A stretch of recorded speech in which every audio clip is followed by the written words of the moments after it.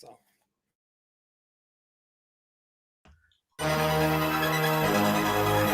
right, ladies and gentlemen, one more time for your mind. Often imitated, but never duplicated. It's the gathering of old men podcast. Myself, TP and Mello, talk into this week's event. You know what? Before I get started, let me go ahead and do this first because this is for my Noel family. Oh, Zach, did you stub your toe today? I think you need to stub your toe. That's what I think you need to do. It's nose by 10. It's nose by 10. Hey, Zach coming in hot, boy.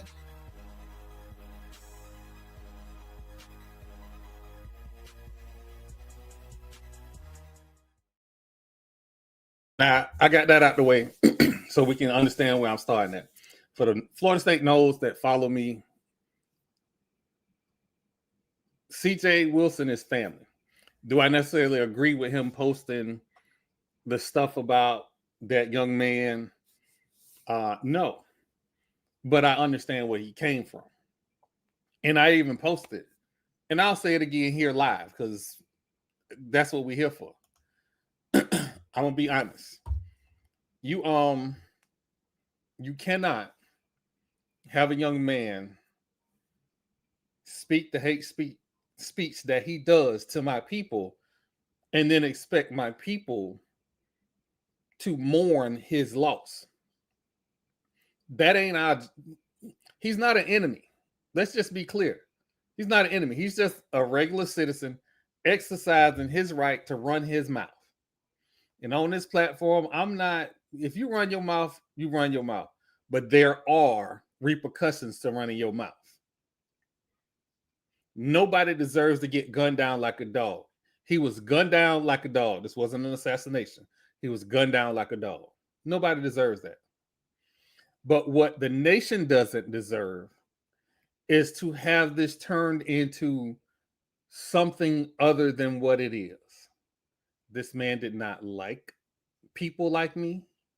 He did not appreciate people like me or our contributions to this society.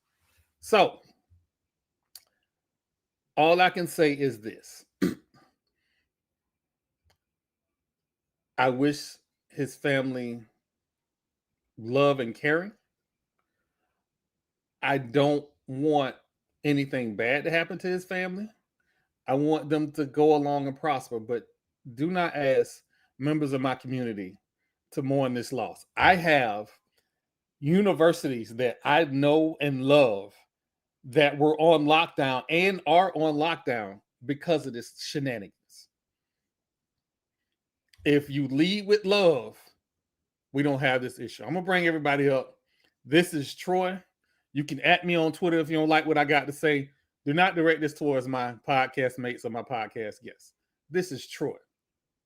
And as always, lead with love, go Noles. Let me get everybody on stage.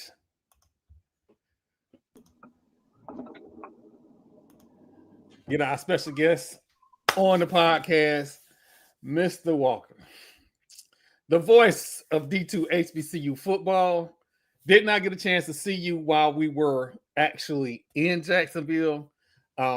I just found out about the whole crazy mess about the band. I thought it was one thing, but it was something else. Yeah, tell me what's up with that though. So there was a coronation of Miss Edward Waters, I believe, if I'm not mistaken, and Miles' band was asked not to play while they was doing that coronation, and they continued to play. Now, like I said last week, they had played over Edward Waters' band while they were playing early in the game. So all of that happened. According to HBCU Game Day, Jason went over, the SID for Edward Waters. Jason went over and said something to the band about playing while they were doing the coronation. It got heated and Miles left. I thought they were kicked out, but Miles left. For the intents and purposes of this situation, they were no longer at the event. And me and Marlo was thinking that maybe they had got something to eat because I saw somebody at one of the stands. So I was like, oh, maybe they're going to come back. They never did come back. And neither did Miles, by the way, who got absolutely mollywopped. I don't know what happened. Matter of fact, we got Coach on. Coach, how are you doing this evening? Can you hear me? I can. Okay. Some reason I cannot hear Coach.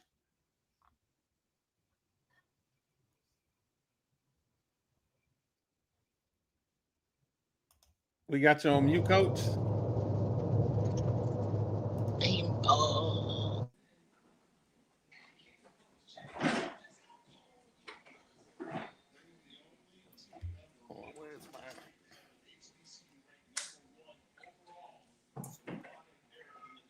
Yeah, for some reason can you guys hear him? Can you all hear me? We can hear you. We can hear somebody now. We can hear you now, Coach. No, that's Jamie Walker. We can't hear Coach. He might leave and come back. Coach, can you pop out and come back in and see if that fixes it? Yeah, I hate, the internet technology sometimes. Hey, it's great when it works. Yep. It's gonna fail at the wrong time every time. This shit is ghetto. And we've been working to get Coach on the podcast because he's been busy, and this is a big week. For those who don't know, Edward Waters is playing Virginia Union this week. Virginia Union got a monster at running back, an absolute monster at running back. So as soon as we can get Coach on the show, we're definitely going to talk about the mollywopping they put down on Miles College. That was funny. So you mean to tell me? Y'all mean to tell me that Virginia Union got another running back better than Jada Bynes? Yeah, this dude, he a beast, bro. I seen his tape. He a beast. Curtis Allen is the real deal. He is bigger. I won't necessarily say he's faster, but definitely more elusive, man. So well, let me back up on the elusive part. Jada Bynes is the real he can deal. take a hit. This dude can take a hit and keep going though. Yes, absolutely. Man, you know what? Yep.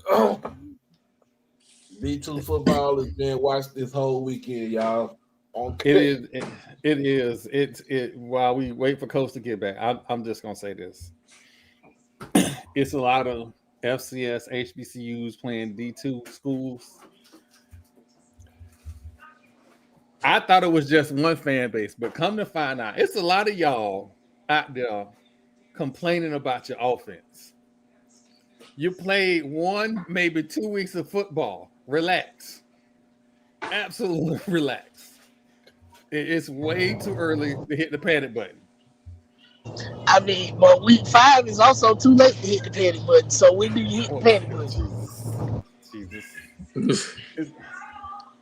I know with one fan base, I know I fed the red meat. I know I was part of the problem. It's too early in the podcast. His team winning, so now he trying to act like he was always for him. No. I'm not talking weather. He ain't talking about Florida State. He talking about Florida State. He talking about those folks across the track. I ain't talking about Florida State. No, I'm talking about. I know he talking about fam, but I'm talking about how Troy be acting towards the Seminoles. He fair weather. How? I have never. I'm gonna go ahead and get this clear right now. I have never said anything about those young men and women in the program. The grown people about the AD and stuff. So, does the coach and AD not count as in the program? I thought it did. Hold on a second. Hold on. Let's see if we got Coach back. Coach, we got Mac and cheese. I don't know what's going on. Hold on. I don't know what's happening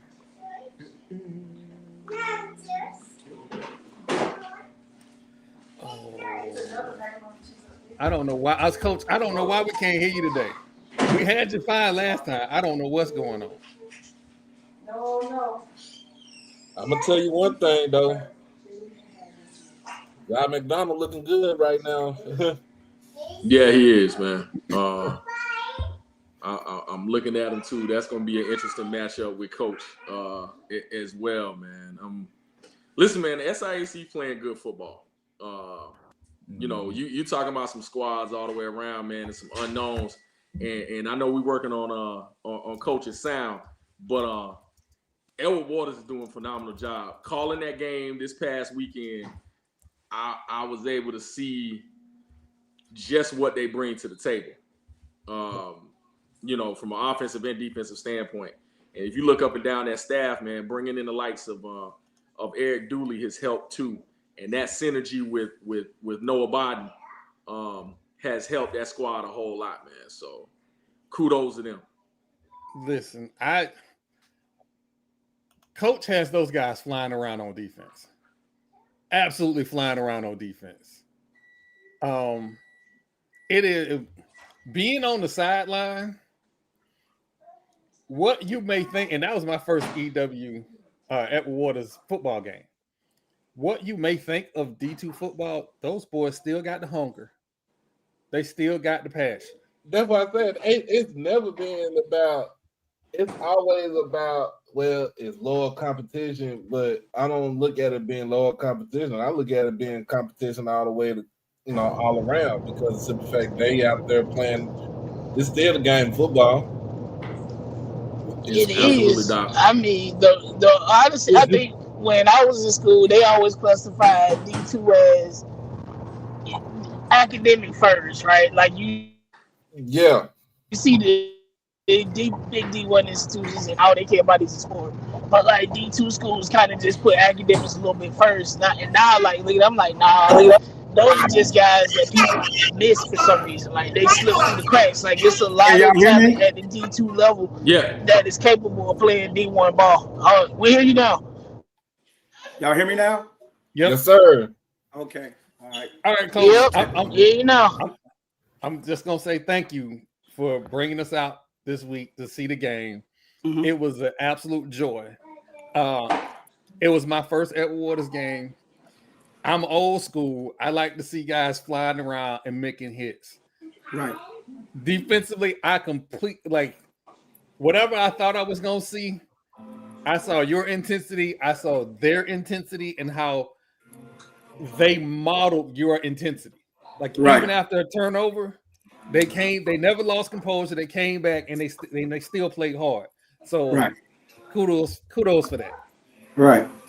Well, I got to take my hat off to my defensive coordinator and my defensive staff. They do a phenomenal job of setting the tone and putting the scheme in on and just setting the mindset of what type of defense we're going to be and how we're going to play, no matter what. So, I got to give them kudos because they've done an excellent job thus far, and I look forward to seeing even more of our defense play. I've kind of become a fan of it, and sometimes I got to catch myself and be like, "Hey, man, you got to run against you." So, but they're doing a phenomenal job.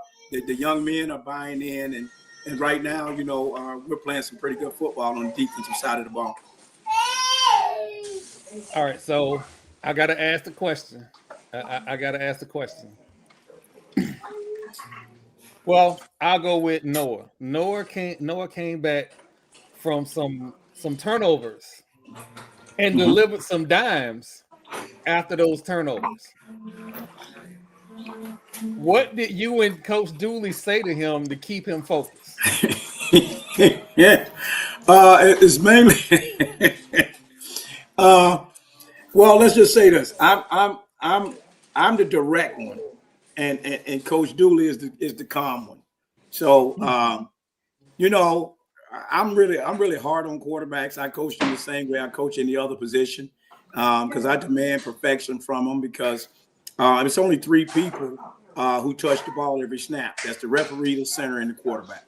So I just told Noah, hey, stop being Superman and just let your other guys help you make plays. And then Coach Dooley got him and calmed him down. And got him thinking right, and then the rest of it was history. You know, Noah played the game that he always can play, and that we look forward to him playing every Saturday. Jamie, you got any questions? Yeah, Coach. It was a pleasure to meet you Saturday. Me and my partner Tanisha Batiste. Yeah. You were intense when we walked on that sidewalk right by the locker room area. You were locked in and ready to go. Mm-hmm. Talk about first and foremost. You kind of reiterated the talk that you had with Noah, but your entire quarterback room does really well when it comes to who you have and pushing the competition with Tony. Talk about BJ Higgins a little bit though, because him coming in the end showed some things coming into that fourth quarter that I don't think people were prepared for. Right, absolutely, and I appreciate you bringing that up and talking about that. We got 3 guys, well, really 4 guys at quarterback. We got a young guy that we're just training now that we think is going to be a tremendous player in the future, and that's Chris Calhoun. But BJ is a phenomenal young man. Comes to practice every day and work. And I tell you what, his time is coming. And then we got DJ Booney, who's another guy that we was able to attract here. And he didn't fare so well, but I tell you what, shows up to practice and works at it, and he's ready to go, so we can implement him at any time. So our quarterback room is pretty strong. We got confidence in all of those guys. And, we open the competition up at quarterback every Sunday and let the best man win. And I just believe in that. I think that keeps the quarterback sharp and on his toes, keeps him from getting complacent. But our quarterback room is very capable no matter which guy is in there because the expectation is the same, and that's to operate the offense with high efficiency. Absolutely. Now, I'll throw one more out there before I hand it back to the panel. What challenge does Virginia Union present to you, both offensively and defensively? Because I know, when you're talking about some of the perennial runners in HBCU, in the HBCU space, Right. and just D2 and D1 in general, you're talking about Virginia Union. You could call them one of those nicknames, running back U. They just keep replacing them. Talk about the challenge that they present to you, both from an offensive and defensive standpoint. Just to sum, they're a championship program that have a championship pedigree. That sums it all up, and that lets you know whatever they do well. So, it's a team that has a championship pedigree, so they know how to win. It shows that they know how to handle adversity. They know how to play their style of football or their game in order to keep them victorious. So, they're a tough football team. I got a lot of respect for them. They're very well coached. Their head coach is a phenomenal guy, and he's put together a top tier football program. I've been there, I've done that, so I know what it takes. I know the commitment and the focus and everything that it takes to do it. And to sit back and watch him do it is just amazing. So it's no shocker to me that he's having the success that he's having. And like I say, they have a championship pedigree. They're a championship program. Coach, Doc, starting out the gate, man, 2-0, and also 2-0 in conference where you already have you have a heads up inside. What do you tell your team right now as far as trying to keep that competitive edge, that hunger for the rest of the season? Well, the number one thing that we teach our guys to stay focused is stay in the moment. Keep the moment to moment. And if you keep the moment to moment, then you'll always be prepared for the next moment to come. And then we also work our guys during the week to operate on their trained behavior. And if they operate on their trained behavior, then the trained behavior will become instinct. Then instinctive wise, they'll be able to operate, under any conditions. So those are the things that we focus on in order to keep our guys focused. We don't necessarily put it on certain games or certain opponents. We see everybody the same. We see every game the same. And, as far as we're concerned, when we show up Saturday, we have an opponent to play. Whoever signed up, that's who signed up. But, we keep pushing that to our guys. We let our guys know the main thing is the main thing. And during the week, our main thing is preparation. So we believe in preparing to the process and through the process. And if we do that, then, we'll have no trouble keeping our young men focused on what we got to do. All right. Ooh, I feel like if I had 2 good knees, I might sign up for coach. Well, so I got a question for Coach. Yes. Like I know you're saying, like you keep your quarterbacks on their toes. Is there a clear leader in the locker room? We got several leaders in the locker room. And the one thing I'll say is this: I tell all the guys to be leaders of themselves first, because you can't follow anybody until you're a leader of yourself first. And so I really encourage all of our guys to be leader of themselves first, and then find somebody to follow who can continue to help them get better. And I tell you what, we got a couple of leaders. Some of the guys play a lot. Some of our leaders, play a little bit. Some of our leaders don't play at all. And, what we do is we let our locker room take care of itself. We let our guys, pick their own leaders. And then we go from there. We look at the guys, and a lot of times if we got to pick leaders, we're going to pick all starters. You know what I mean? But sometimes that walk-on kid who gives everything he has and exemplifies, the grind and the work ethic that you want, he's a leader.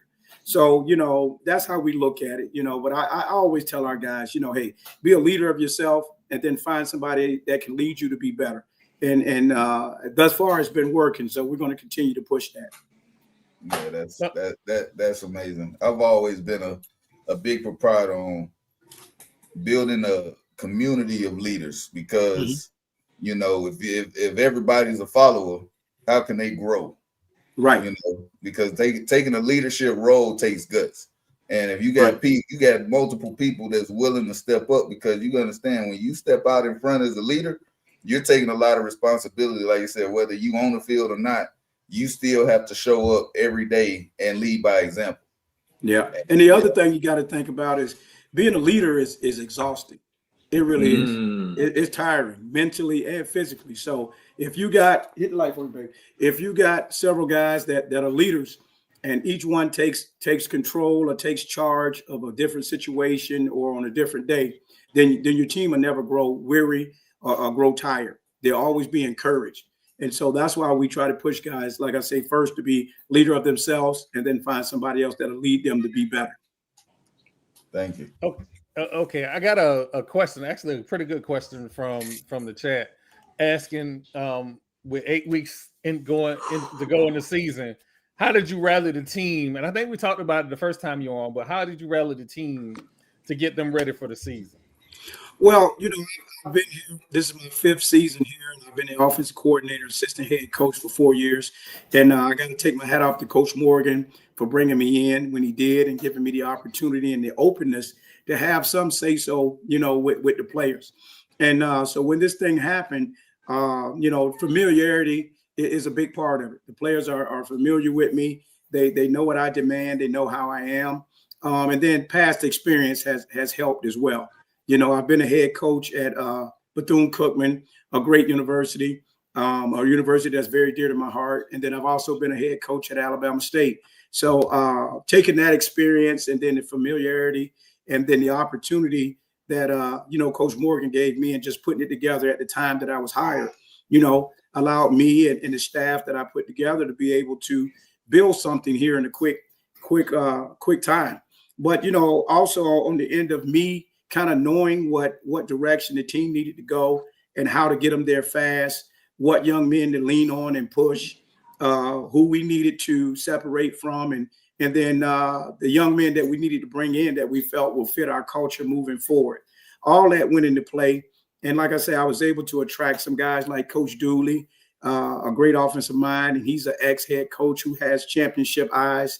Ernest Wilson, another ex-head coach and great offensive mind who has championship mind.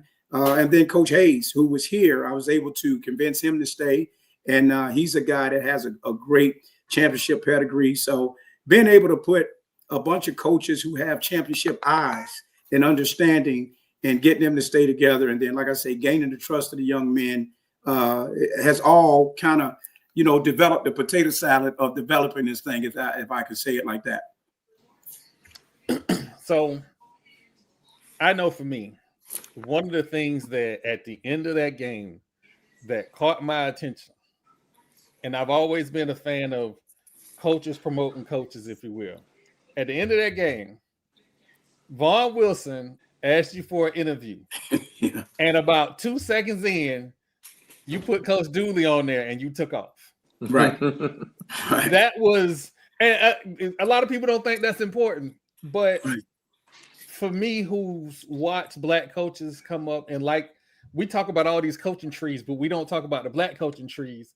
That's an example of how you get coaches new jobs, new opportunities. So I want to say thank you just for that alone. Right. No, I appreciate that. The one thing that I've learned that, I don't do it all. I can't do it all. It's impossible to do it all. Yes, my name rings out, because I'm the head guy. But the guys that behind me, they're a big part of my success. And that's the one thing that I know it. And I just, I try to promote them as much as I can. So that's not the first time that you'll see that done. I'll say my piece and then I'm going to celebrate with the team. The one thing that I always said, if I got another chance to be a head coach, I'm going to spend more time celebrating with the team and enjoying the moment. I didn't take that time before as a head coach. So, that's why, I try to promote my coaches by putting them in the spotlight and letting people hear from them. And then, another part of it is I want to spend some time having some memories celebrating with my team. So that's the thing right there. And putting Coach Dooley and those other guys in front of the camera in the future. Anybody else got anything else? Yeah. Defense playing good though. Yeah, they are. They're doing a good job, and we're not very big, but our motto is so. We may not have all the great things. So, we may not have the best food. So we may not have the best equipment. So, but that's not going to stop us from playing Tiger brand of kick. I'm sorry, of get after. Oh no, you had it right. You had it right, but that's what we believe, and that's what we install in our kids. Nothing should stop you from being able to go out and kick tail. And that's how our defense takes the field. That's how they practice. And I tell you what, Coach Hayes is, like I say, Coach Hayes is doing a phenomenal job setting the tempo with the defense. And I look forward to seeing them play in the future here. Well, Jamie, you got another question? Yeah. I got to add this in as well. And talking about one of your biggest cheerleaders on social media and just in general, talk about Dr. Faison's presence when it comes to Elwood Waters, because if anybody sings the praises and will check media and everybody about Elwood Waters University, talk about him for a second. Dr. Faison don't play, man. No, he does not. Hey, Doc sitting there with his hand up. I'm telling you, Dr. Faison will come on a Twitter stream with us, and he will talk his talk. Like, it not back down from nobody.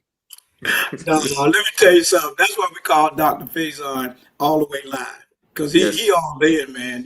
But I'm gonna tell you something. He's a competitor now. He is a true competitor, and he's a true supporter. And that's the one thing that I'm impressed with him as a president. He's a hands-on guy. Now, when I say that, I'm not saying he's hands-on trying to be in the mix, tell you who to play and ask you all these questions. He's not that. But he's going to be there to show you that he supports you. He comes to our practice probably 2 or 3 times a week and just sits up in the press box and watch us practice. He let us coach, do our thing. On Saturdays, if people know him, you're going to see him on the sideline. You're going to see him running up and down the sideline. You're going to see him dapping the players up. He's a hands-on guy. And I commend him for that, because that lets our players know that he's all in and he's not just all talk. So I really appreciate him. I appreciate the effort that he's given thus far in supporting our program. And, man, I really look forward to having many more years to come and be, working with Dr. Faison. Good stuff. Good stuff. Anybody else got any other questions? Because I know the band, we don't want to get Coach in trouble with the band. No, you good. You all good. Hey, we're good. I do. I will say this. I was surprised because when I got there, first, let me go ahead and send shout outs to Uncle Billy, because Uncle Billy is an Edward Waters alum and put us in contact with the athletic department to get Coach on. Mm-hmm. I didn't know what to expect. William Wiggins. I'm sorry, William Wiggins. I know him as Uncle Billy. So when I came, I wasn't sure what to expect. It is a welcoming crowd. The athletic department was welcoming. They fed Marlo. I think that was the most important part for Marlo was that, they fed him as soon as he got there. So as soon as we got through the gate, they made sure he had a plate in his hand. But it's if you ever want to have an enjoyable experience in Jacksonville, go to an Edward Waters football game. Absolute joy. And they're probably a more entertaining brand of football than that other team with the little kitty cats on it across the way. But Coach, I want to thank you for coming on. We will, like I said, I will do my best to get you on here every week after a game. Listen, man. I mean, coming on is fun, and I enjoy it. So, I mean, if this is what you guys want, like I told you, I gave you my word. If this is what you want, then it's fine. I appreciated you coming up to me at the game and everything, and I can tell you were enjoying yourself. So, anything I can do to get you on the sideline or get you in an event or whatever I can do, man, you got my number. Just call me. And like I said, if you want me on every week, just tag me up, and I'll be here because I enjoy you guys. I really do. I enjoy watching Doc and some of his reactions sometimes. Hey man, look, I be in the moment, dog. Like I don't peeked up on this CAU Fort Valley game right here, and it's a good one. So, I'm good. Well, that's one question we've never asked Coach. Coach, do you get the chance to sit back and watch a game and just enjoy a game? Sometimes I do. Sometimes I do. I'm gonna be honest. I don't watch much TV. When we're through with meetings and everything, I'm exhausted from watching film and dealing with football. So a lot of times when I'm done, I'm talking to my family, or I'm reading. I love to read. And so, but when I'm in the mood, I'll watch some games, different things like that. But, I'm not a guy that's football 24/7. I just don't think that's healthy. I really don't. But, like I say, if I'm in the mood for watching it after working all day, I'll watch some. But I really don't watch much TV, believe it or not. I don't, you know what? I'm going to go come to Texas to be a head coach then. Oh, Lord. Oh, Lord. I don't normally ask this question, but somebody has asked if you were a Kappa in the chat. If I was a who? A Kappa. Nah, I'm not a Kappa. Not at all. Never thought about being a Kappa. I mean, I'm a mega sci-fi to the day I die. Well, that answers that question. Right. And Coach, thank you for coming on. Look forward to having you next week. Good luck this weekend. Okay. And again, we will be following very closely. Okay, I appreciate that. I look forward to speaking with you guys then, man. Until then, you guys enjoy. Be blessed. All right. Thank you, Coach. All right, take care. All right. Like Coach, man, that you know what? It's like I tell people this. Since we started this podcast, we have been blessed to be able to speak to great people, have great interviews. And apparently this week, I don't know if it's a scam or not, but apparently we are a top 10 HBCU podcast. I don't know how. I asked no questions. I just said thank you. And keep it moving. So I want for everybody that watch and listen, thank you. For HBCU Overdrive fans, I want to thank y'all. Again, we're going to try and be everywhere that we are able to be. So, talked about Edward Waters, Virginia Union game. There are some other big games on the slate this weekend in D2 HBCU. I got a question. Hold on, Troy. Who them folks on Betty Ford's Road gonna play this weekend? I'm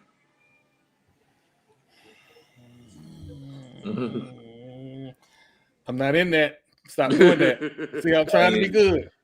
Hey, Because what I watched last weekend against that South Georgia team. Ooh. So I'm gonna tell you, y'all are the D2. Y'all are the D2 football experts. Ooh. hey, man. I wouldn't put nobody. I don't think I would put anybody in the MEAC against this team right there. They playing exceptionally well, man. And when you're talking about the way they beat Valdosta State, it was thorough. It wasn't anything we're talking about. It was close. When Clark played Valdosta State the other day, you know what I'm saying, they were in the game and gave it back at the end. But John C. Smith dominated them, period. And there wasn't really any doubt in it. And for them to be able to come up and ascend as fast as they have in the last 3 years under Maurice Flowers, you just got to give kudos to everything that's there, man. They brought in the correct amount of transfers, the correct transfers in good places. You know, the likes of Kelvin Durham running that team, and they lost a good quarterback. So, man, they playing good ball right now. Wait a minute, whoa. Go ahead, tell. You ain't gonna gloss over there and tell me Kevin Durham is over at Baby Ford. Yeah. You didn't know. I did not know that. Yes, sir. Yes, sir. You know what? I'm gonna take a break. I'm gonna take a break real quick and tell ESPN, because I gotta do this apparently every week. Get y'all stuff together. Why ain't got no score updates on the app? I should have a score update on the app right now. There is no Fort Valley score update. 16-7 right now is at halftime. And I don't want to put the app on because it might start playing, and I want to stay focused on the podcast. But I'm trying to just look at the score, and y'all don't want to act right. If y'all have problems with y'all software, I know a guy that program. He can help you with your stuff. All I'm gonna say is my YouTube TV is working perfectly fine, and I have the game pulled up right here. But I'm gonna act like Emmett didn't put that in the chat. I'm gonna act like Emmett didn't put that in the chat because see. Hey, I'm not gonna lie to you. Isaiah Knowles is another dude you gotta watch out for. He's in the same build that David Wright III is. Short QB out of Tampa Bay, and is a gunslinger. But he can also put the ball in his hand, and he can run with it too. I will not sleep on Isaiah Knowles, and I won't sleep on Quinn Gray either. So, for everybody who does not know all of the narratives into this game, Quinn Gray is a former NFL quarterback who's also a former Rattler. So if you see me on Twitter holler about this week, I don't know, dude. I don't know, dude. He ain't family. We don't know, dude. So I know he has been very formidable. His offensive game planning, I want to say 2 years ago was a little bit better than last year. But 2 years ago, he was scheming up some stuff. And I was like, ooh, he not going to be. And listen, Albany State fans, don't get mad at me. I'm just talking. At that time, I was like, he might not be there long.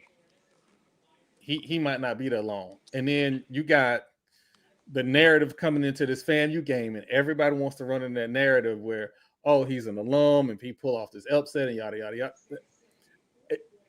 Do I think they will look good in the first quarter? I think they'll look good in the first quarter. I do. Do I think they're going to win the game? No. It might not even be close. And I don't want to give nobody no bulletin board material, but it might not be close. Now, I ain't going to lie to you on this, Troy. Last time FAMU played Albany State, the game was a 13-point swing. It was a long time ago. It was only 2 years ago. And that was with the likes of Jeremy Musa and the squad that won it all.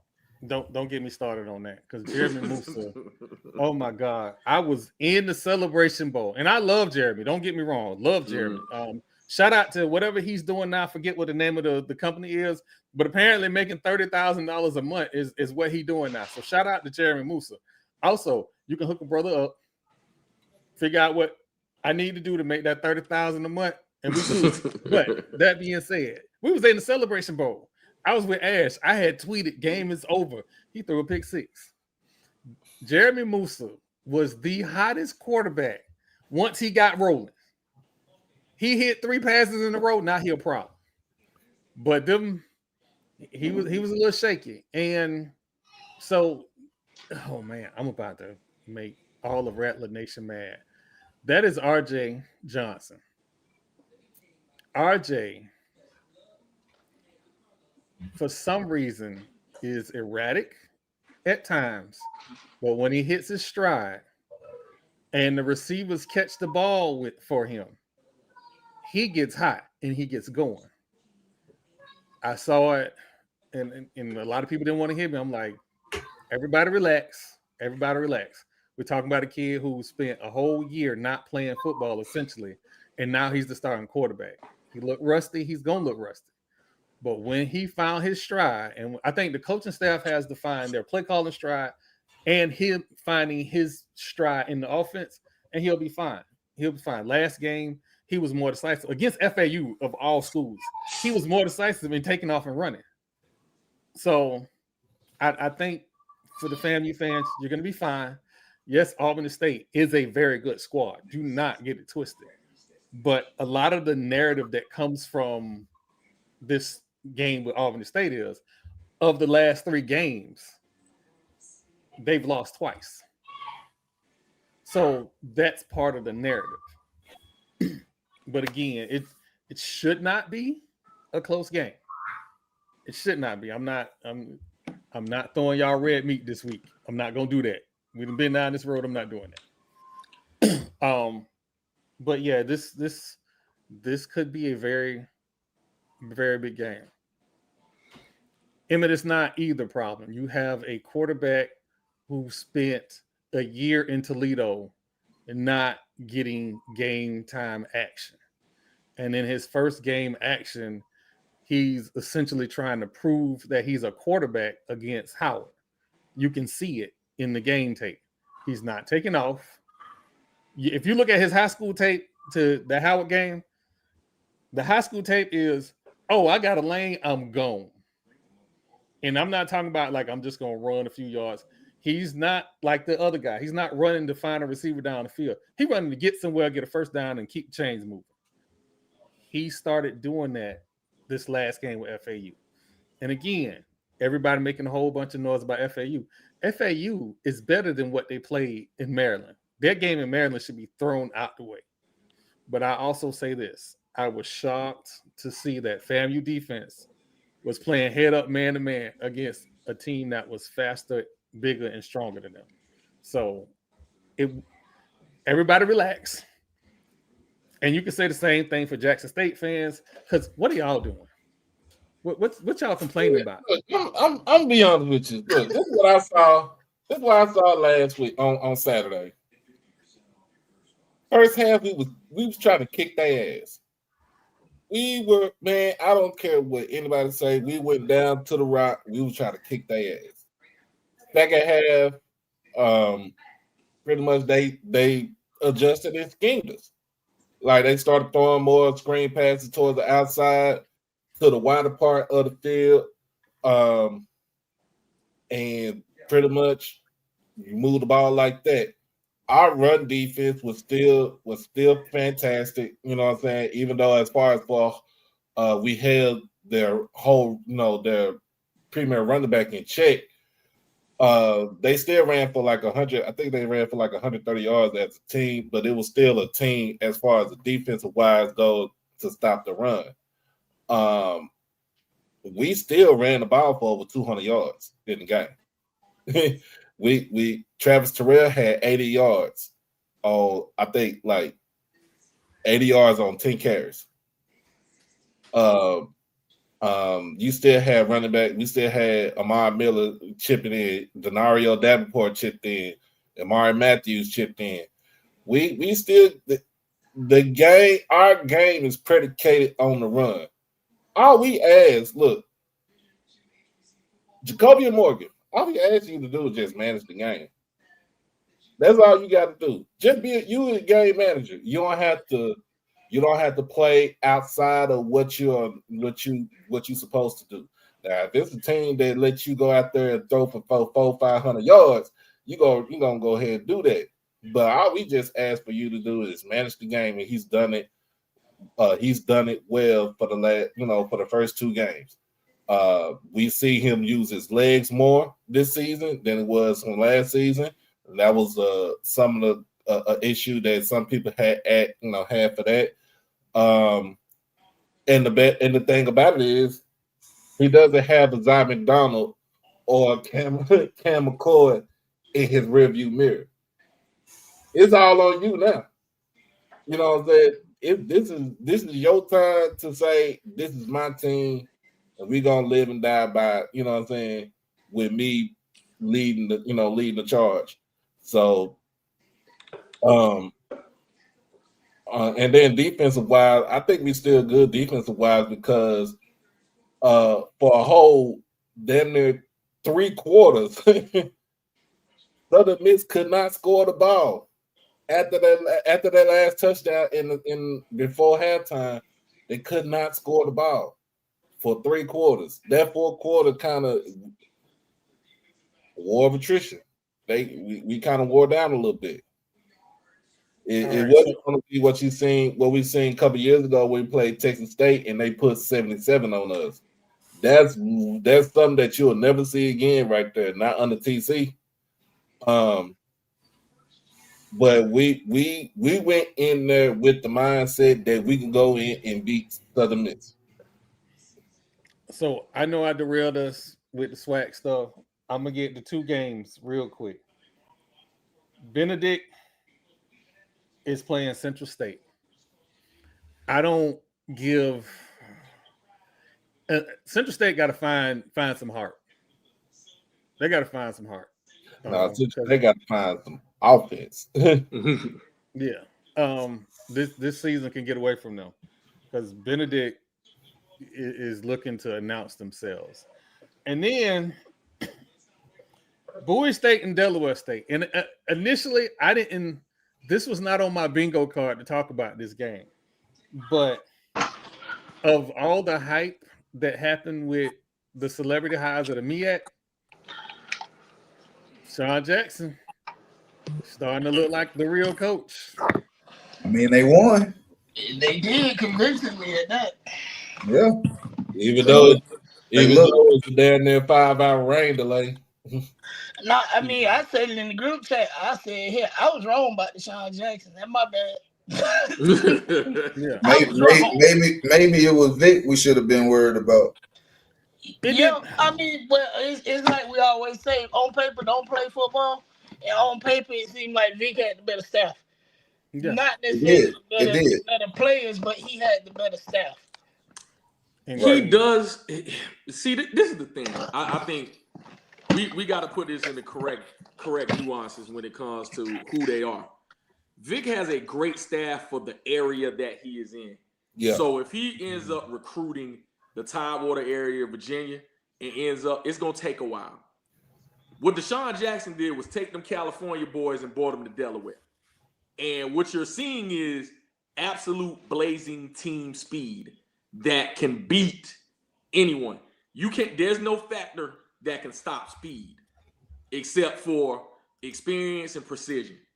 And so that's what he's bringing to the table. Mm-hmm. You got to combat it with speed. And the best thing about this, Jamie, too, you keep your bell cow running backs in the school in the program. Marquise Gillis, oh my God, is another dude you gotta watch out for because he could bust out you for 200 yards. He is a load to bring down. He puts his head down. He's one cut, go. That's what he is. And Caden Bennett is another guy. you got to watch out for. He does it more with his legs than with his arm. Mm-hmm. I just want to see him be more efficient in throwing the ball.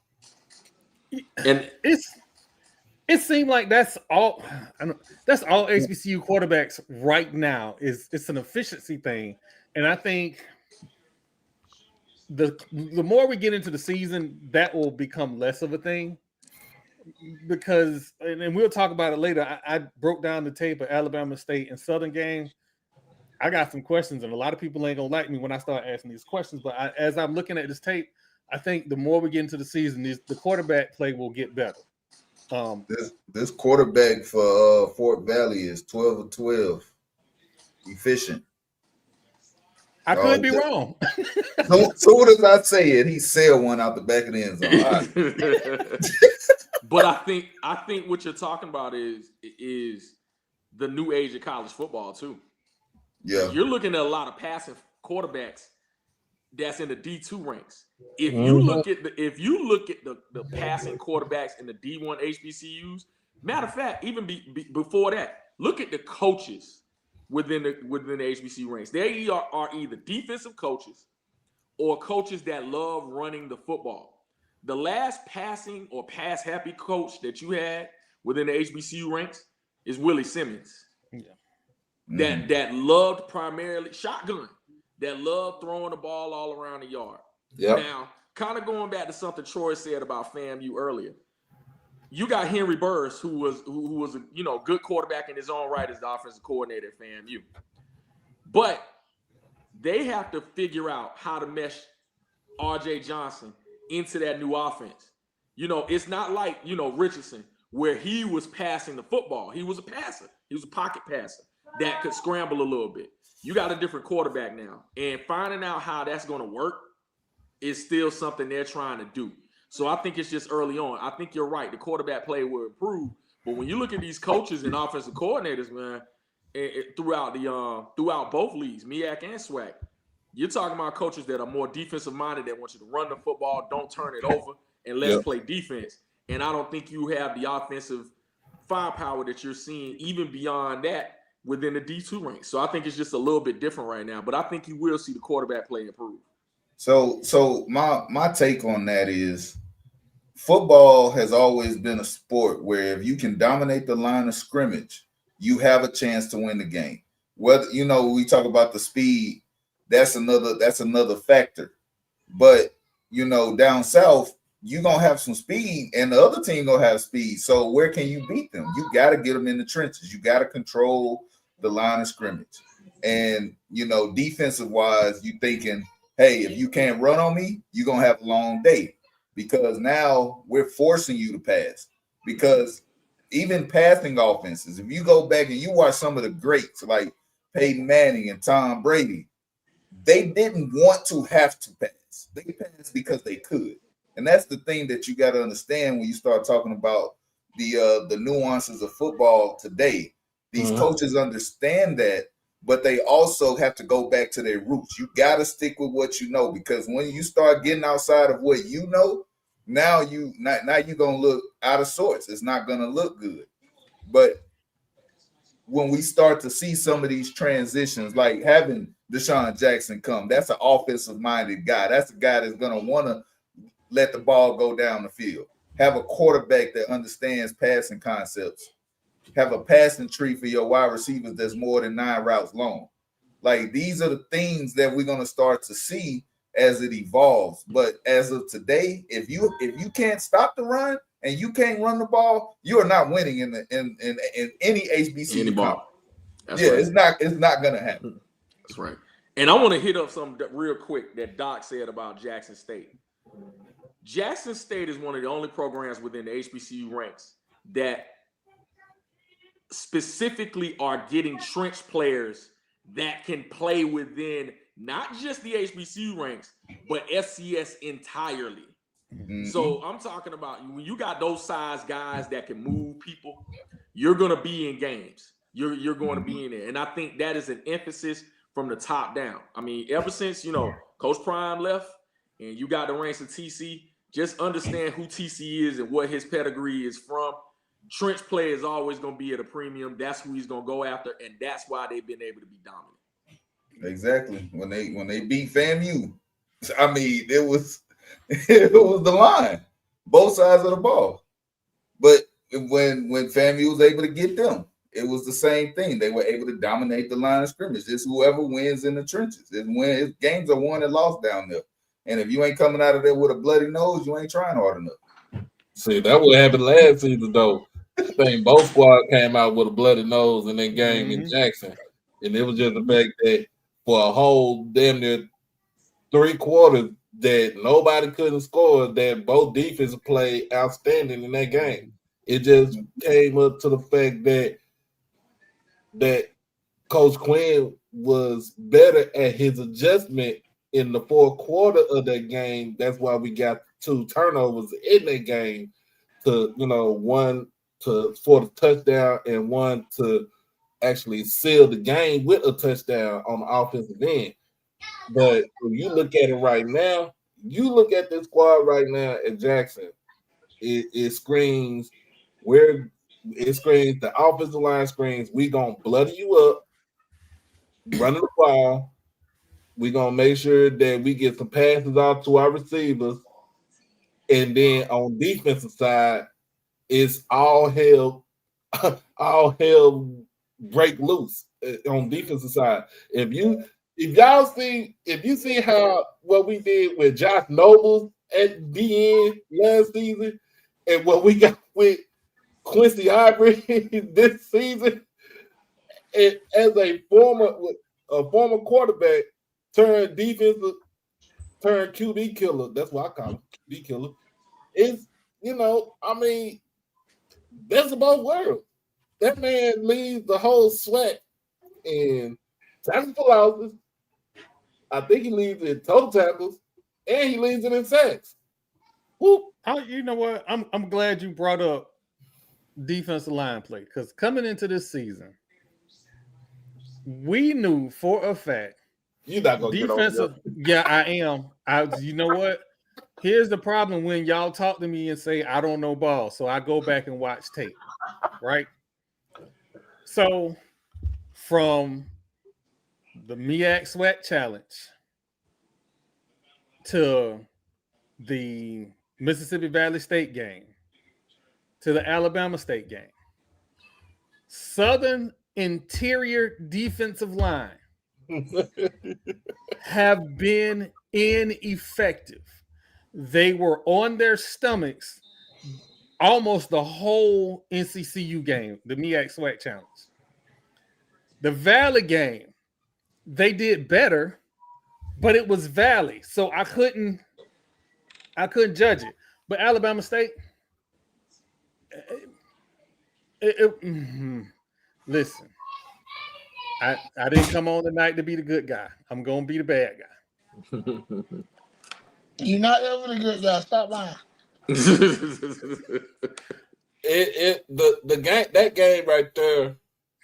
That game right there, Alabama State's offensive line had a whole way with Southern defensive line that whole game. But what was awful was that Alabama State played bad in the first half. Yeah. And they adjusted in the second half. I'm not knocking Andrew Body. So don't come for me. I'm just going to tell you the truth. The same things that people were complaining at other schools about their quarterback, he was doing the exact same thing in the first half. I don't know if it was a hangover from the UAB game. I don't know what the issue was. But I've seen Andrew Body play too many times to know that's not the standard for him. He is supposed to be hands down the best quarterback in the SWAC. I don't care what anybody say. He got too many physical tools, too much ability. That first half was bad. That first half was bad. And so he adjusted in the second half. He made too many throws in the second half. He didn't really have to run, and he didn't really have to run in this game because his running backs got off on him. And the defense played much better in this game than in the last game. and you'll see the no, Doc. No, I'm. Yep. Let me go ahead and put my Joker mode on. You have the best walk on in FCS football. How he don't get 16 touches a game? That is a crime. I told y'all when I heard he signed, I said he's the starter. His first touch at the MEAC SWAC Challenge went 80 yards for a touchdown. Why is he not touching the ball 80 yards? Y'all got it. Y'all got it. I don't know what I'm seeing. Y'all tell me. Creativity, man.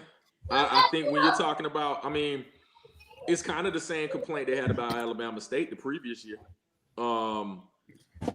As far as offensive coordinating and what to do with this particular person. Sometimes that's why coaches don't want this premier player, because what do I do with this new piece? So essentially you need somebody that can find creative ways to put the ball in somebody's hand. Now I will say this about this last game. Andrew Body wasn't as fine as far as accuracy, especially in the first half. But I got to give kudos to Chris Barnett, who I've had some experiences with. They're finding ways for him to still continue to be a part of the game. And if you know Eddie Robb, they're gonna run the football. I don't care what goes on. They're gonna show you a bevy of backs, and they're gonna use the quarterback runs to support everything that's going on. Because what you saw in the UAB game was a result of being able to run the football both with the running backs and with Andrew. And then that left wide receivers on the island with corners, and you could throw those slants, and you can throw stuff over the middle. It just left those throwing lanes open. So I think they're trying to get back to that, but it's still all predicated with what TP said earlier on being able to trench play and running the football. There's so many things. Like I could teach a whole class about why it's important to hold the line of scrimmage. For one, if you can run the ball, what is that going to do to the secondary? Now your safeties are close. Now they're gonna move up. You might go from 7 in the box. Now you have 8 in the box. And now what can we do? We can throw the ball, but we have to give our quarterback time to push the ball down the field.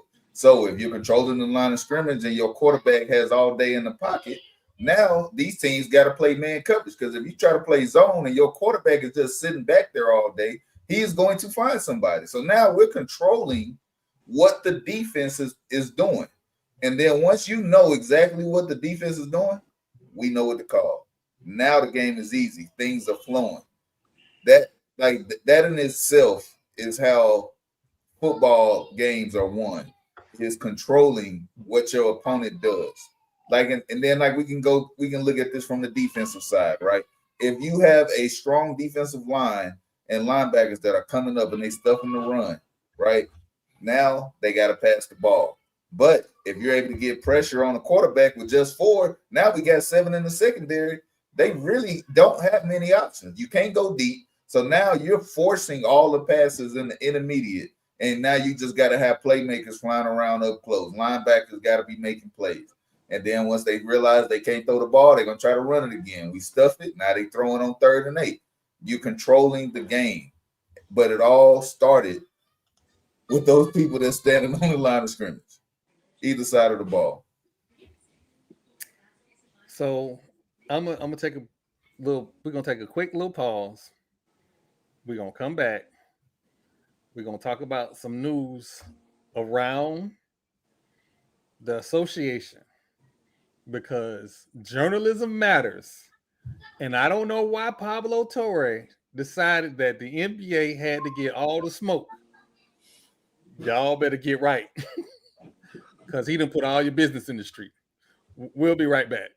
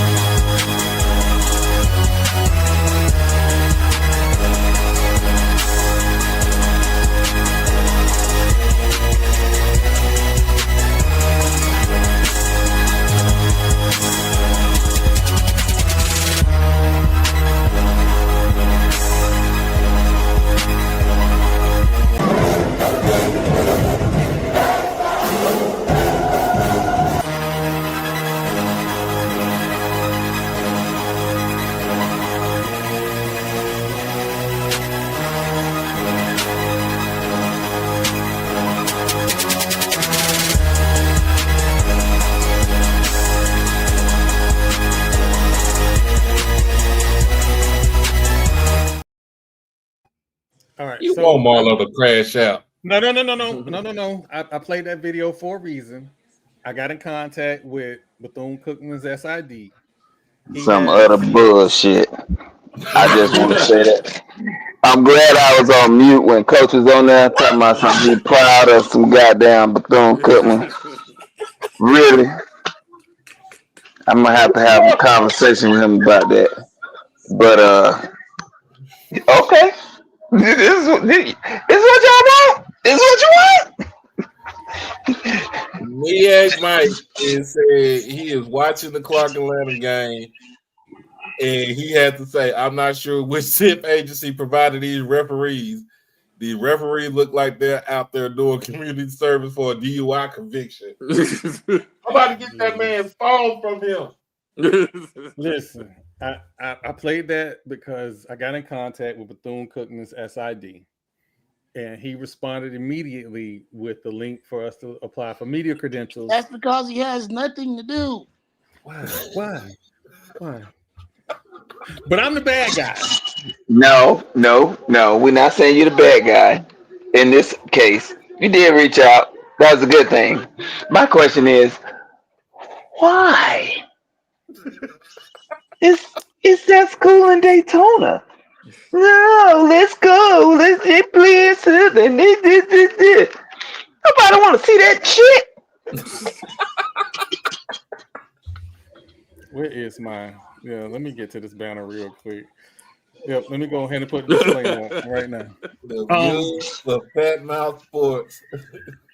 Oh my God! So I reached out. Young Bryce, the SID from Bethune-Cookman, sent us the link for the Tampa Football Classic. I want to be clear. Bryce he does his job well. There's never a knock on him. He does his job well. Talk about him because he worked at Bethune. Yes. If he worked anywhere else, hell, he could have worked at Mainland High School across the street. He might as well. Damn. Y'all know these people watch the podcast, right? Y'all know they watch the podcast, right? I just said he a good dude. Send all the smoke my way. See y'all at the class. So anyway, it's cold. So the Tampa Football Classic will not be held in Tampa between Bethune-Cookman and Southern. It will be held in Daytona at Daytona Municipal Field. Interesting note here is that the Georgia Football Classic has mutual promoters that is a part of the Tampa Football Classic. Yes. So that's crazy.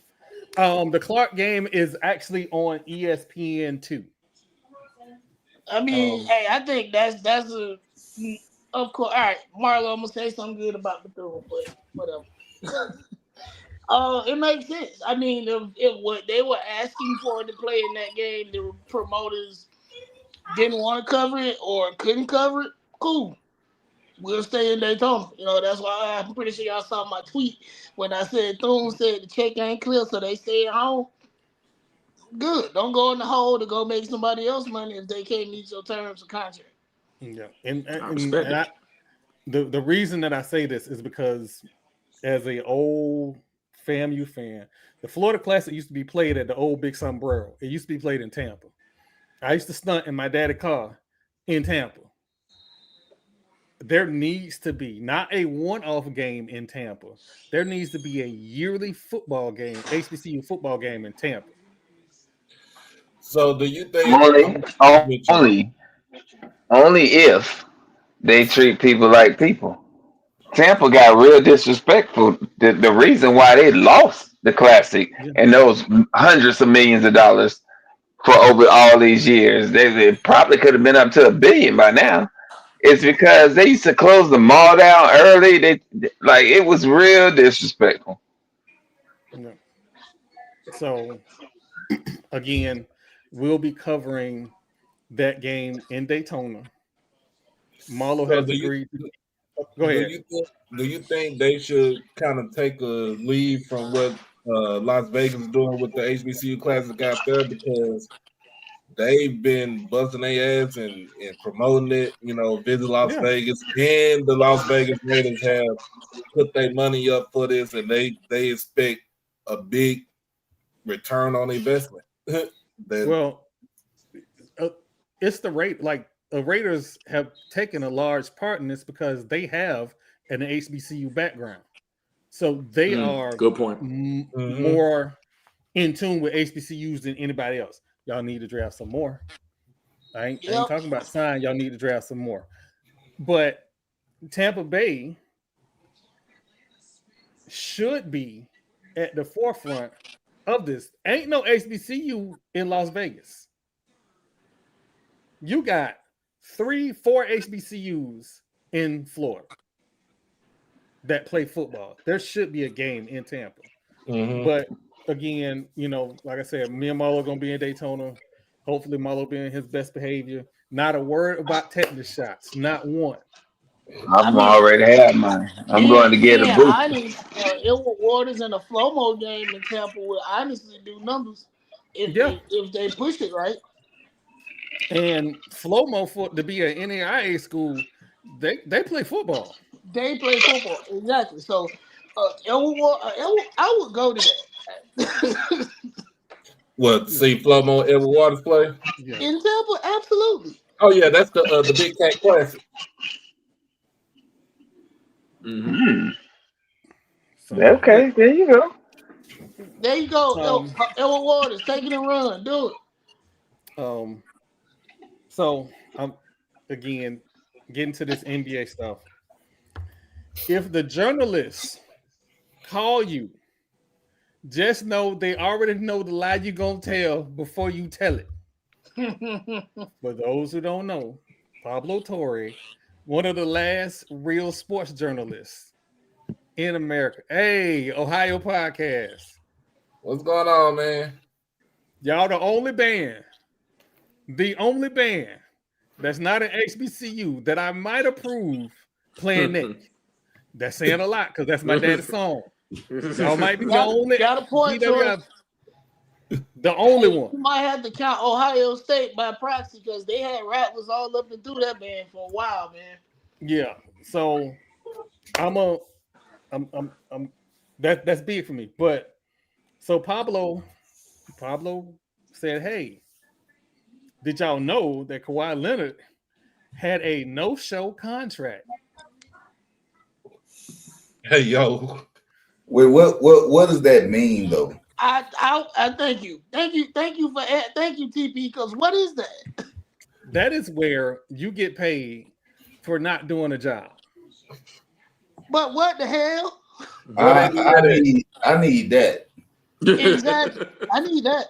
I need to get paid to not show up. What they do that at? But wait, it gets better. So the majority owner, and he's a 99% owner of the Los Angeles Clippers, is also an investor in the company that gave the no-show contract. So Steve Ballmer on this right here. But it gets better. It gets better. Oh, there's more. There's more. But wait. So, at some point, apparently, I think it was in 2022, this company was late on paying Kawhi Leonard to the tune of $1.75 million. He eventually got paid his $1.75 million after a deposit from the 1% owner of the Los Angeles Clippers of $1.9 million. The funny thing is that the company was going under at the time. They only had money to pay rent and payroll, and then they got this infusion of cash, and magically, Kawhi uncle was able to pick up the money. I don't know what the rules state about circumventing the salary cap, say verbatim, but if it looked like a duck, quack like a duck, listen, That looked like a bet to Hey, me. I mean, we just saw the Vegas Aces damn near get wiped off the face of the earth over an NIL deal for the whole team from the Las Vegas tourism department. I might add. Look, there's precedent for this. Minnesota Timberwolves. Mm-hmm. If you don't remember the Joe Smith deal, where he signed a series of 1-year contracts, trying to make sure, hey, we'll take care of you later. Where they had promises to pay him an exorbitant amount of money, but they were trying to stay under the luxury, or I don't think it was called luxury tax then, but they was trying to keep him there to keep him his bird rights. Basically, if you stay with the same team, you know, the money bump and whatever. And the NBA basically crushed them afterwards. Took a series of draft picks, money, all the things. Kevin McHale, who was the GM then, was fired. All of those things. They frown upon it because it does take away the competitive advantage when you're trying to keep everything even. It just takes away that ability because you basically slide money under the table. But this is, you know, it is what it is, though. Somebody did that in football too, right? They signed, who did that in football? Signed the contract in football. You know who did that? You know what squad? It's only 2 squads that got caught doing that. One of them is in San Francisco. Yep. The other one is in Irving, Texas. They're not in Irving, Texas. They're Frisco now. Oh, I'm sorry. They're in Frisco now. Excuse me. Frisco, Texas. I live in Irving. I live right where the stadium used to be at. So, listen. Before we move on to the next topics, Wake Forest. This is a personal plea from me. Y'all play Wake Forest this weekend? That North Carolina State team, do not let them come back. Beat them. I want them to lose every game for the next 10 years. We ain't forgot. Their athletic director was over the playoff committee that did not let Florida State in. I don't want them to win nothing. If I was at Wake Forest, I would flatten the AD. I would flatten his tire every day. And every day. And Jamal and have the Marching 100 play at his house at 3 o'clock in the morning. They sitting outside this man's house at 3 o'clock in the morning throwing cadences. He can't sleep. What did he say? What else he say? I hope he stub his pinky toe at 2 o'clock in the morning while he goes to the bathroom. At 3 a.m. But I mean, yeah. So Alabama A&M is playing Tennessee State this weekend. And I don't know if a lot of people think this is a pivotal game. I think it is a pivotal game. Tennessee State is playing better than expected. Alabama A&M is playing probably half a season better than I had expected, to be honest with you. I know a lot of people. Alabama A&M is getting good quarterback play. What? They're getting good quarterback play, and they're playing decent defense. So I don't want to see. I got Alabama A&M people that I like. And I got a mentor who went to Tennessee State. I don't want to pick this game. I'm going to let y'all have it. I don't want to pick this game. I don't want to pick this game. Shout out to Jen and Wayne and everybody over there from the Hill podcast. But I'm gonna go with A&M. I'm gonna go with the Bulldogs by at least 10. Ooh, I'm going Bulldogs by 3. The only reason why I say they go by 10 because what I saw when Tennessee State played Canada Junior. Oh Lord. Canada Junior. That's what I call it. That's what I call it word right there. Canada Junior.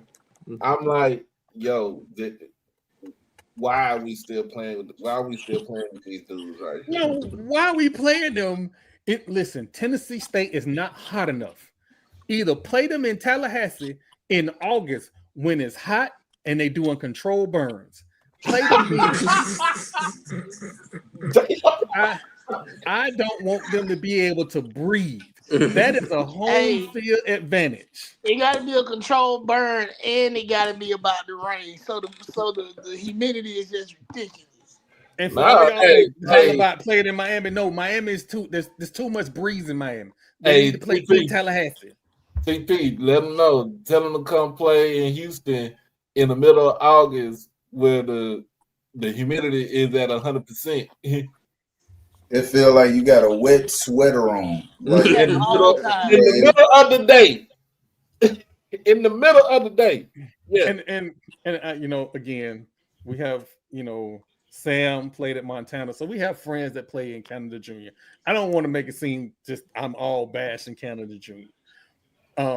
I will say this. I said I wasn't going to pick this game because I got friends at Alabama A&M, but then I remembered a year ago, people was telling FAMU people that they ain't got no hill. First off, Alabama A&M people, y'all are wonderful people. Y'all don't have a hill, y'all have a mountain. I know the difference.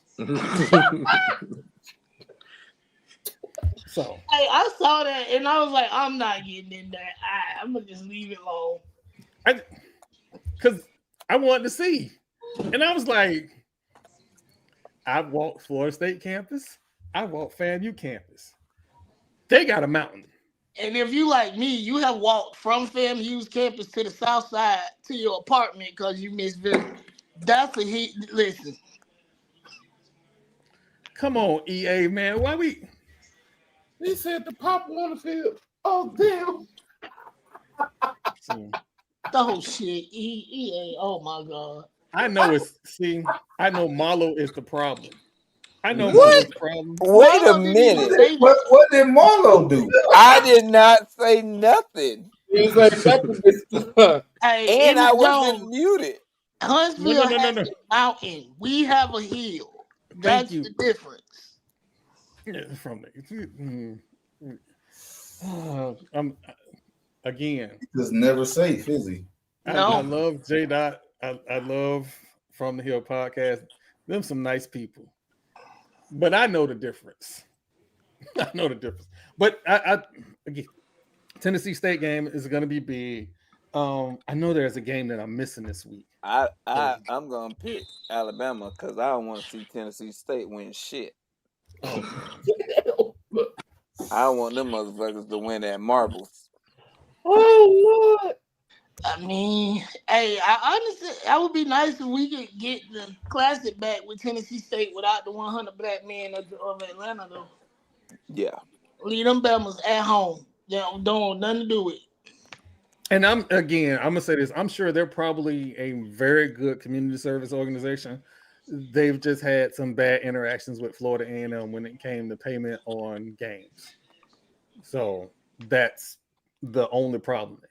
I mean, payment period. If let's keep it even, right? And let's say they were netting $2 million from that game in '99. And we were getting what, maybe $300K, and they weren't covering travel. And then they started covering travel after we raised shit about it. And then when we had some more money, now keep in mind, $2 million in 1997. Mm. And then yes, we are. The game, the whole thing crumbled because we played. It went on a little while longer because I think Southern played somebody in it a couple times, and then the game, then it fell through. It dropped. So yeah. So Tennessee State. Ooh, Alcorn goes right from the fire and into the frying pan. They playing Mississippi State this week. Shit. Yeah, y'all check on G. Y'all check on G. Nah, hey, get your money and go back home. Nobody get hurt. What you gonna hear is the Cowbells up there in Starkville. Yeah, go get your money and go back home, man. That's all I say. Get your money, come back to the house. I hope But nobody whoever made that everybody schedule, come back man, in one piece. But yeah, but whoever made that schedule for them to be on the road for the first 4 weeks, boy, y'all smoking on some heavy shit, man. What? What? Them bills, listen, them bills got to be paid. I know the bills got to be paid, but damn, you could at least had one home game in between right there. Ain't nobody doing good in class. damn, Marlo. They been gone. Nah, you right. You right. I'm just saying. Listen, y'all think I beat that dead horse for no reason. I beat that dead horse for a reason. You can avoid a lot of this. Alabama State and Miles College. I seen Miles. Oh my God, this is gonna be early, real early. I have not seen Kentucky State. Kentucky State is one of them teams. They'll sneak up on you. But not this week though. Listen, if the Grambling alumni that I follow, this better be over with by like halfway through the first quarter.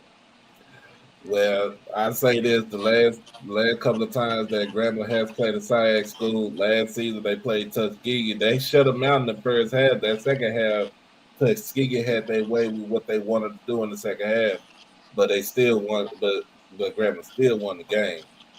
Emmett, wait, hold on. EA is hell right now. EA, stop. Yo, bruh. Stop. Oh God. I just read that. That's funny. Bruh. That is funny. I have never had to put the disclaimer up for the chat. I have never had to put the disclaimer up for the chat. That's a first. I gotta talk to Coach. I gotta talk to Coach Thomas on Monday. Coach Thomas is like a close friend of mine, man. Come on. Don't do it like that, dog. Oh man. So Mississippi Valley is playing Southeast Louisiana. Hey, can all the schools that changed their directional names, can y'all go back, please? I appreciate. I knew who I was talking about. I knew who I was talking about. Now y'all got these fancy names. I don't know who you is. But I don't know. Like if I like what Valley is doing. I still think they might get 3 wins. If they get 3 wins this year, 3 wins is terrible. But where they are, not for Valley. Valley has 3 wins in 3 years, so 3 wins from a season is good. Yeah. Well, so Emmett with Grambling, it's gonna be interesting. It's just gonna be interesting. I will say this though, the SWAC West is absolutely wide open. I don't care what my friends at PV say. It is absolutely wide open. What I watched on Saturday, boy, hey, y'all really can't say too much of anything. Y'all had that team, the team from the Valley, that is close to Mexico. They was selling tortillas down there. Had a 17-0 lead in the first quarter. Albeit y'all still let them, y'all came back and y'all still lost. Oh my God. A team that is backed up by University of Texas in Austin and a $30-some million contribution came to your house, done party at your tailgate,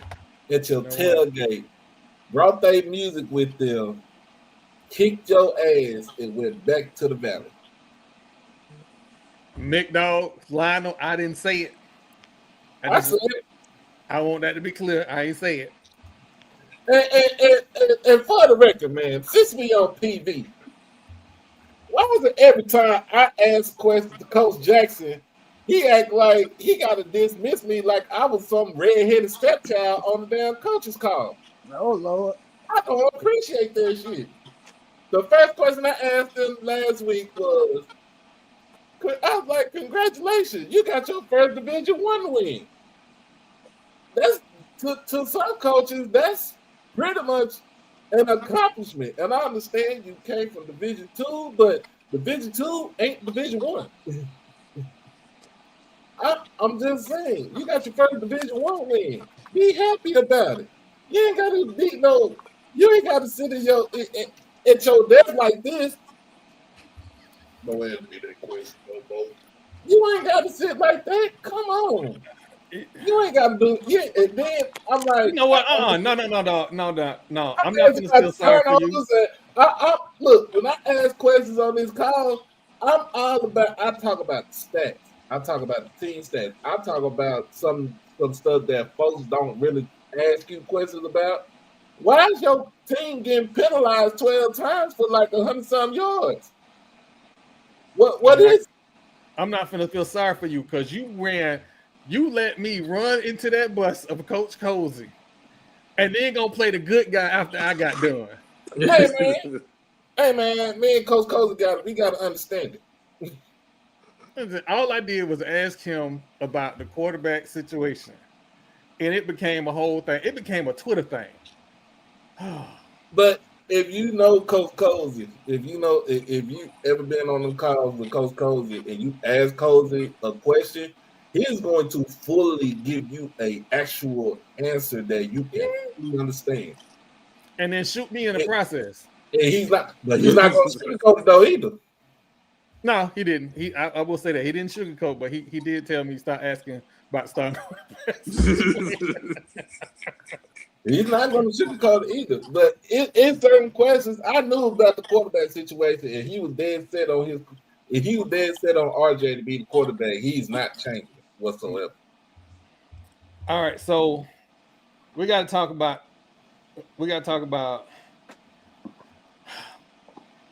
Jamie, I'm sorry. Oh, go ahead. I can speak honestly about my squad, my school. All right, so everybody celebrated Coach Broadway coming. Everybody celebrated. I watched the first game. I think he needs another year or two to get more guys into the program. Oh, he's talking about Coach Gibbs. I'm sorry, Coach Gibbs. I'm sorry. Might as well be Broadway, but yeah, Coach Gibbs.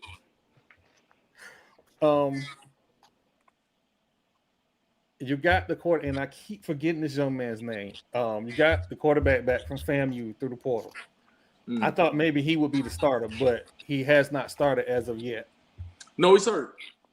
He's hurt. You talking about Austin Hooker? Okay. Yeah, he's hurt. And he'll be back probably maybe mid-season towards the end. But yeah. So, and I'm just gonna be honest. I have a difficult time judging or even evaluating A&T right now because they're in a rebuild.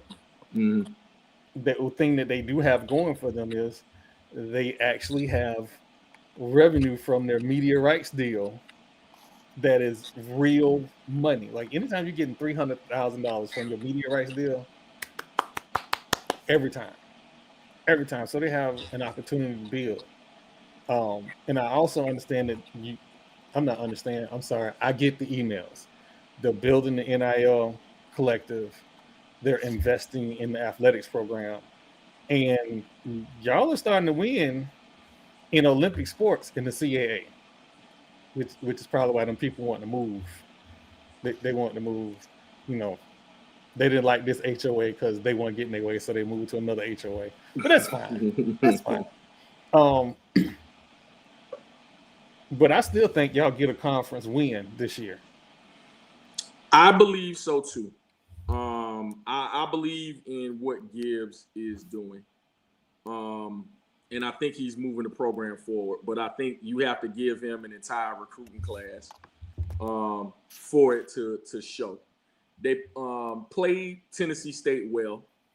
Got the field goal block at the end of the game, which is unfortunate. But I think when you're talking about who they are, they've gone back to an old formula that was intact when under the Broadway Washington era, and that was being able to run the football effectively and play action pass from that. And you want to have a quarterback that can continue moving the chains, not make mistakes. You also want to have a defense that can rush the passer, stop the run. And on both lines of scrimmage, kind of goes back to an earlier conversation we had. The sizes of the both lines of scrimmage is not where they want it to be. Defensive line is playing very well. Got to give props to Coach Courtney Cord, who came from North Carolina Central, was at A&T before, but they are all Central guys for that matter, who wanted to come coach under Gibbs. And so when you have that kind of dedication, I think you're fine. But it's going to take a while, and the fan base has to be patient. What I will say is that in that last regime, and this is personal disclaimer, I know Vincent Brown. Him and I coached high school football together 20 plus years ago. And so I know the man, I know, what he's gone through, and I know he's a good person and all of those things. But culture fit just did not seem to go well, under his regime there. And it was time to make a change. And I'm, grateful they did for the program. But right now, it's not winning football. When you're talking about the ups and downs, if you look at A&T's history, as much as we probably get these jokes and get laughed at, it has happened before. There was an 0-27 stretch that happened during the early 2000s. So it's a thing where getting the right people in place, and it took a Coach Broadway to do that. And I think Coach Gibbs is doing it under the same mode. Now, going into this game against Hampton is not exactly playing lights out either. Although I will say they played well in that first half into the third quarter against Jackson State. I think Jackson State had, again, when you're talking about playing early games, I think everybody is trying to establish themselves. But Jackson State, the better team, ended up pulling it out at the end and dominating again on the line of scrimmage. So Hampton is trying to find their way, breaking in quarterbacks. I'll say plural, because they got the transfer from Lincoln in D2 and Isaiah Freeman, who was a phenomenal quarterback in the CIAA. But I think they're rotating a couple of quarterbacks. They have a phenomenal running back in Burks that is going to run that tater, and they play good defense. But I think they're not going to outscore anybody. Now, last time Hampton was in the building, they kicked out behind. And I say our as in A&T. That's still my school and my squad. But hey, they were reeling at that point. I think this game in Greensboro, late game, which Coach Gibbs hates, I think it's going to be a competitive game, and they have the possibility of winning this football game. Now, what I'll tell you is A&T is down some quarterbacks. They had about 6 on the roster. They're down. But I think with the game plan going in and running the football, because what they do have an abundance of are running backs. Older running backs that's been in experience and younger guys that can tote the mail. They have the receivers in the offense that are able to do some things, and they have played really sound defense going back from a 3-4, which they didn't have the personnel to play last year, back to a 4-3 attack. And again, I got to give defensive coordinator Denzel Jones and assistant head coach and defensive line coach Courtney Cord a lot of props when it comes to transforming this defense back to an attacking style. So I think they'll be fine. I think it'll be close in this game. I'm not going to predict who's doing what, because I typically don't when it comes to A&T. I'm a type of person when it comes to looking at my alma mater. I'll go back and look at the film later, because I don't enjoy looking at the game in its present form. So I'll go, any game I'm covering or announcing, I'm typically doing that, and then I'll go back and look and see what happened later. But I think this will be a close game. It's in Greensboro. So they have a golden opportunity to do this. And Troy, to kind of piggyback on what you said, I think 3 wins this year, although not good in anybody's standards, would be a step forward for the program. Would be a step forward for the program. And I think the CAA is changing. So I think improvements can come as time continues to go on. But, I look forward to seeing what they're able to do going into this game. So we're going to switch over to the MEAC. And I'm going to start with Morgan State at Toledo. Toledo by 30. I want to say Toledo by 30, but when Morgan State play MAC teams, especially those Ohio MAC teams, they stay close with them. Yeah, they hang in there. They hang in there. Look at the last season, they play Akron. Mm-hmm. They were supposed to win that game in Akron. Offense. The QB did not fumble that ball. I mean, the running back didn't fumble the ball. It's been a whole different story. Yeah, but my auntie had a penis. You know what? Me, my uncle. Why? Wow. We do not deal. Oh, I knew that was coming. We do not deal in ifs. We are never getting monetized. I'm just saying. That's just. Well, we won't be 10 next week. We will be lucky to be honorable mention next week. We talked about the Bowie State Delaware game. Morehouse versus Howard. This is the all academic classic. This is the Bougie Bowl. You ain't no better. What? What? I said the all academic classic. What? This is the Bougie Bowl. That's what I call it. Oh shoot! Oh man. Anyway, I expect Howard to win this game, but I also expect Howard to win that game last year in basketball, and I was wrong. So hopefully Howard wins that game. Norfolk State is playing Rutgers. Get your check, get out healthy. Yep. Oh boy. Get your money and go. NCCU is playing Fayetteville State. Again, this should not be close. This should be a mismatch. So that brings me to God Help the Podcast. Bethune-Cookman is playing South Carolina State at South Carolina State. Let me go ahead and put the disclaimer up now. If you don't want me to shoot it, don't give it to me. So Bethune-Cookman just get out of line. Leave it at that. Especially since South Carolina State already pissed off because they had they gave up 2 punt return touchdowns in that game against the Gamecocks. Yep. The game should have been close. And they had some times, they had some chances to go into have a scoring drive where they stalled themselves out. So I got ridiculed because I went on Bethune-Cookman Spaces and did not say anything bad about them. I mean, while you was taking up space, you could have just got a couple off, but no. Who ridiculed you? No. I didn't. He must be talking about Marlo. I just looked at him kind of funny. I didn't ridicule you. I'm just saying you had an opportunity to express yourself, and you missed the opportunity. You missed the opportunity. TP, somebody's got to protect the podcast. The foolishness you say. I mean, you're not wrong.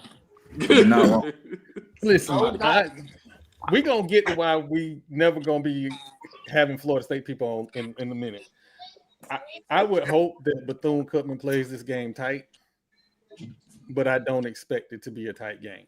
They're going to play it tight. You're going to see some balls getting bounced.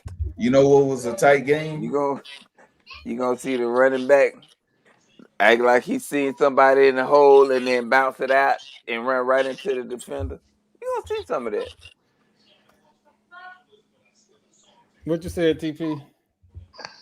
The close game is this Fort Valley State, Clark Atlanta. It's 21-19. Yeah. And Fort Valley just had a whole touchdown call back on a holding call. Holding call. Down the field. Like, why are we harassing that man grabbing his jersey like that? Now they got him with a face mask. It was holding, face mask. Boy did everything on one play. when we go review film, being right there. Hey, you keep your hands to yourself. Your mama ain't teach you that. Oh man. All right. So I'm gonna run through some of these top 25 games, but the most important one in this household is the USF Miami game. Now, I'm going to say this. This is the disclaimer. If you see me in a USF alumni shirt, send help. Hey, then the blonde hair lady. No, she went to UCF. Blonde hair lady. USF. Didn't USF beat Florida? Yes, they did. Hey, me They and got I a think football his name, program down there. I'm just saying. I think his name Smooth Criminal on Twitter. He a Bethune FSU guy. Smooth nose. Yeah, smooth nose. I said it. I was like, hey, with this quarterback they got, they could beat both of them. he different now. I watched that man make Boise State look like a high school team. You know, what the word you just said, right? I've always hated the term dual threat quarterback. Either you're a quarterback or you ain't. Because the quarterback is more than just throwing the ball. If you can get your team up and down the field, you the quarterback. Yep. Like it don't matter how it happens. If you run with your leg, that whole dual threat, that was a term they created for black quarterbacks. Because when Steve Young was running around, they didn't call him a dual threat. When Fran Tarkenton was running around, they didn't call him a dual threat. They called him a quarterback. Or even Roger Staubach. It wasn't no dual threat. He was a quarterback. Like I don't like it. That's just me. No, I don't like coded language. Just put it like that, because that's what it is. Coded language. Then when you get a black quarterback that can't run, now they got a problem with him. His time changed. Byron Leftwich. Look how they doing my boy Shador. Look how they doing Shador. He ain't a true dual threat. He's a pocket passer. He is a pocket passer. Yeah, but he is. But since he can't run like the rest of them, now he a 5th round draft pick. Like, come on. Yep. So since TP is enjoying himself, Yo, EA is retarded, man. Come on now, man.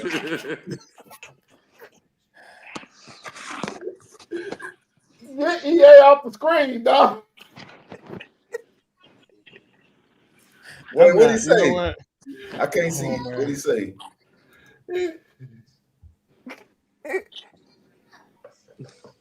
Ain't no relaxing break. They got the parking lights on with the U-Haul parked at the Spur. They ready. Oh man. Hey, Black. Who is that? Black Gohan. You right? Cam Ward can't run either. But Cam Ward came from an option. He came from an option offense in high school.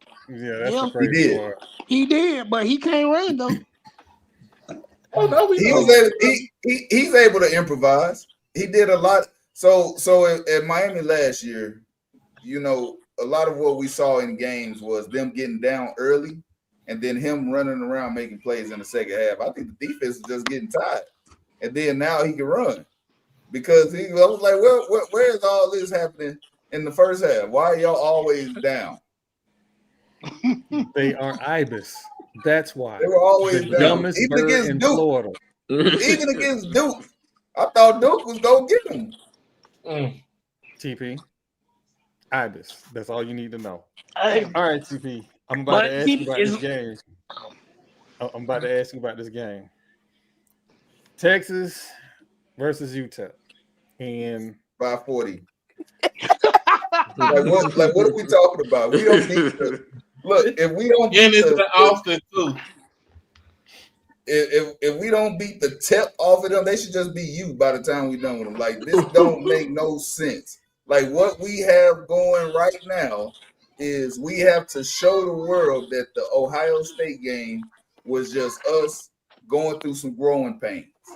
That's what it is. Arch Manning, I don't know if you noticed, it looked like he's dealing with a shoulder injury. Now, they won't confirm it, but you slow down the tape and you see him throwing the ball, he grimaces with every throw. With every throw. So maybe that's why he came out skipping passes into the dirt. I don't know. What I do know is we have one of the best, if not the best defense in the country. You lean on that, you cause turnovers, you give your quarterback a short field, you establish the run. All those things should happen easily against UTEP. That's all I'm saying. Throw it to that Muhammad kid and see what happens. By 40. By 40. Don't worry. Don't. I don't know when the Miami fans got here. When did the Ibis fans show up in the chat? What is happening? I am you say their name and they shall appear. I am not a Longhorns fan. TPs know this already, but I would say that the team is burnt orange by 50.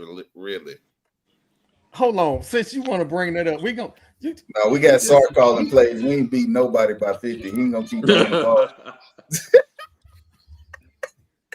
And I said by 40 because of the defense. That's being generous. All right. So since we bringing up orange, Tennessee is playing Georgia. Rival game. Tennessee has looked good with a court. So I hope Josh Heupel stub his toe for the rest of his days. But he seems to be the quarterback whisperer because you lose your big time quarterback and your first game out, you act like you don't miss a beat. Hey, I'm gonna just say this. How you doing? Hey, don't take this the wrong way, but fuck Josh Heupel. Respect him. For real. For real. I don't care what you did. I don't care. He's a Sooner. I don't fuck. Hey, he don't like Jalen Hurts. He don't like Jalen Hurts. He don't like Josh. He don't like. No, look, Jalen Hurts is from Houston now, so he gets kind of a pass. He don't like. He's still not a top 10 quarterback. He don't like Baker Mayfield. No. Kyler Murray, fuck him. Kyler Murray, he literally ruined so many of my Saturdays. Like, fuck him. Kyler Murray just ruined. Because we didn't beat him. Period. We didn't beat Kyler Murray. Not at all. We did not beat him. I'm going to tell you about Kyler Murray. Kyler Murray has never lost a game in Texas high school football history. The man went 43-0 and won 3 state championships at Allen and put them on the map by himself. He kicked the shit out of my high school. I think it was like 54-12 one time. Fuck him. That man be everything but a ladder. All right, we gotta get through these games. So I'm picking Tennessee over Georgia because I don't trust their quarterback play at all. Rock top. The Bootskins are playing LSU in Death Valley. LSU by 50. Oh God damn. Oh my God. By 50. Not 50. No, it ain't gonna be 50. If they get beat that bad, Billy Napier don't get on the plane. 50. This ain't listen. A lot of schools try to raise money to get rid of their coaches. Florida don't care. They will find the money. They still paying a dude that's coaching in Vegas. If Billy Napier, if he loses this weekend, they gonna have the money to buy him out before them boys finish showering and get back on the bus to leave. Them alumni, them Bootskin alumni gonna pay the 100 to go to get that Jimbo buyout. So I expect you. Sit your ass down somewhere and collect this damn check right. I bet you, and a donor has already called the AD and been like, "Hey, just say when." So listen, on Twitter, I follow one of the big donors on Twitter. He has not spoken on Twitter since they lost to USF. Trust and Because believe they raising that money. He done already put the amount on the check. He just got to sign it and send it. Oh, and you know what's next week, right? Tennessee versus Florida. Oh, that's gonna be a good in Knoxville. In Knoxville. Oh, that's gonna be a good one. And then they play the Ibis the following week. Oh my God! Hey, he ain't gonna make it. You talked about Alcorn's schedule being retarded. Add Florida to that list too, cause who? What? Why? Then they played. Who made 2 years in a row? Florida has probably had the hardest schedule in all of college football. All right, Jamie. I know we're getting late. My bad. No, you're good. I want to thank you for coming on. I definitely want to thank you for coming on. I was trying to get to the NFL games, but I'm gonna let TP and Marlo crash out on their own. Thank you. Anytime you want to come on the show, man, you are always welcome.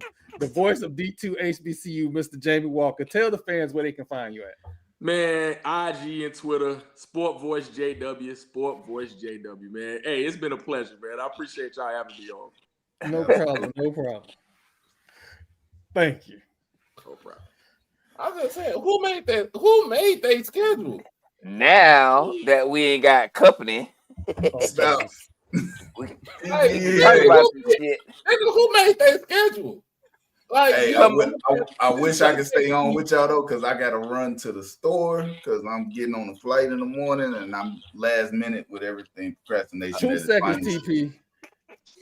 Tampa and the Texans play this week. That means me and Marlo ain't friends until Monday. Well, we play on Monday, Tuesday. I'll see you next week.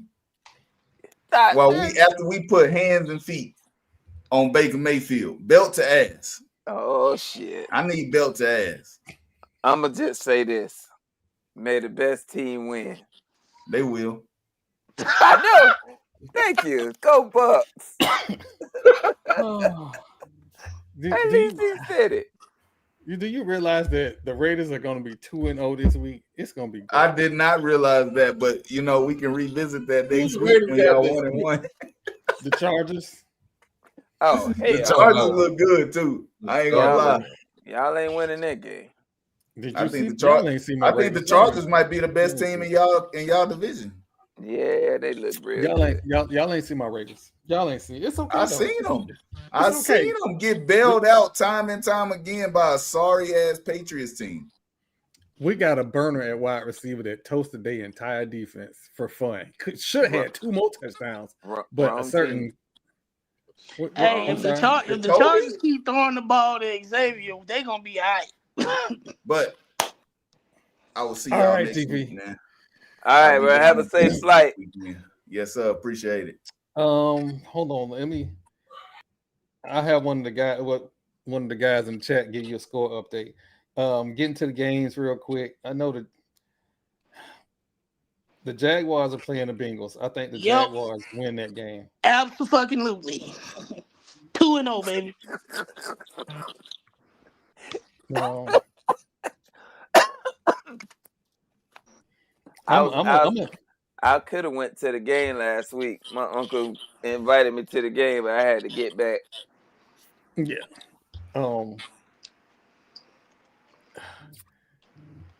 my God, the Saints are playing the 49ers. If the Saints don't win this week, they ain't gonna ever win. They ain't gonna win because they damn sure ain't gonna beat the 49ers this weekend either. The 49ers got a backup quarterback. And so do the Saints. Oh, Jesus. The Saints got 3 backup quarterbacks on their team. 3. Pick which one. Pick which one you want.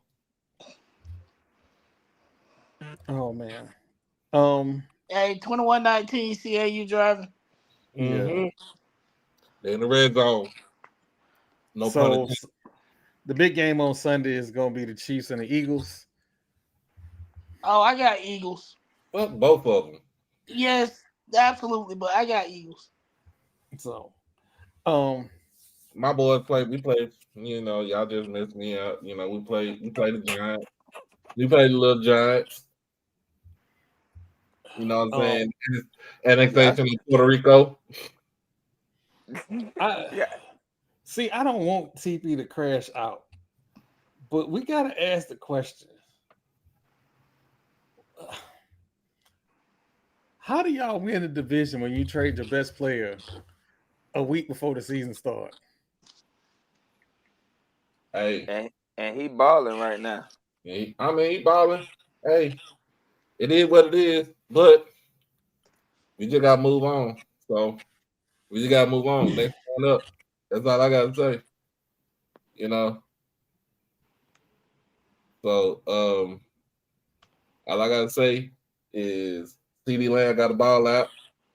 Miles Sanders got to run the rock. Dak just got to manage the game, and the defense got to play better than what it was last week. Oh man! I predict James Houston to get at least 1.5 sacks on Sunday against New York. New York Giants' offensive line is still trash.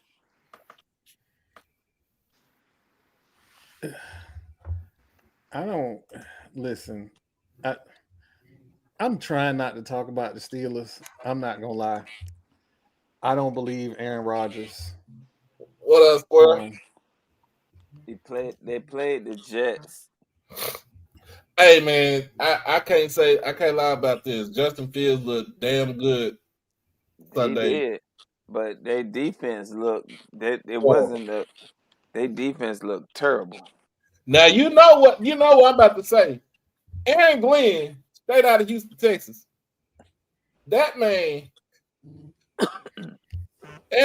went and he did a Jimmy Johnson move. Oh yeah, cut that man. Got his punt returner, kick returner, and cut him the next day because he fumbled twice.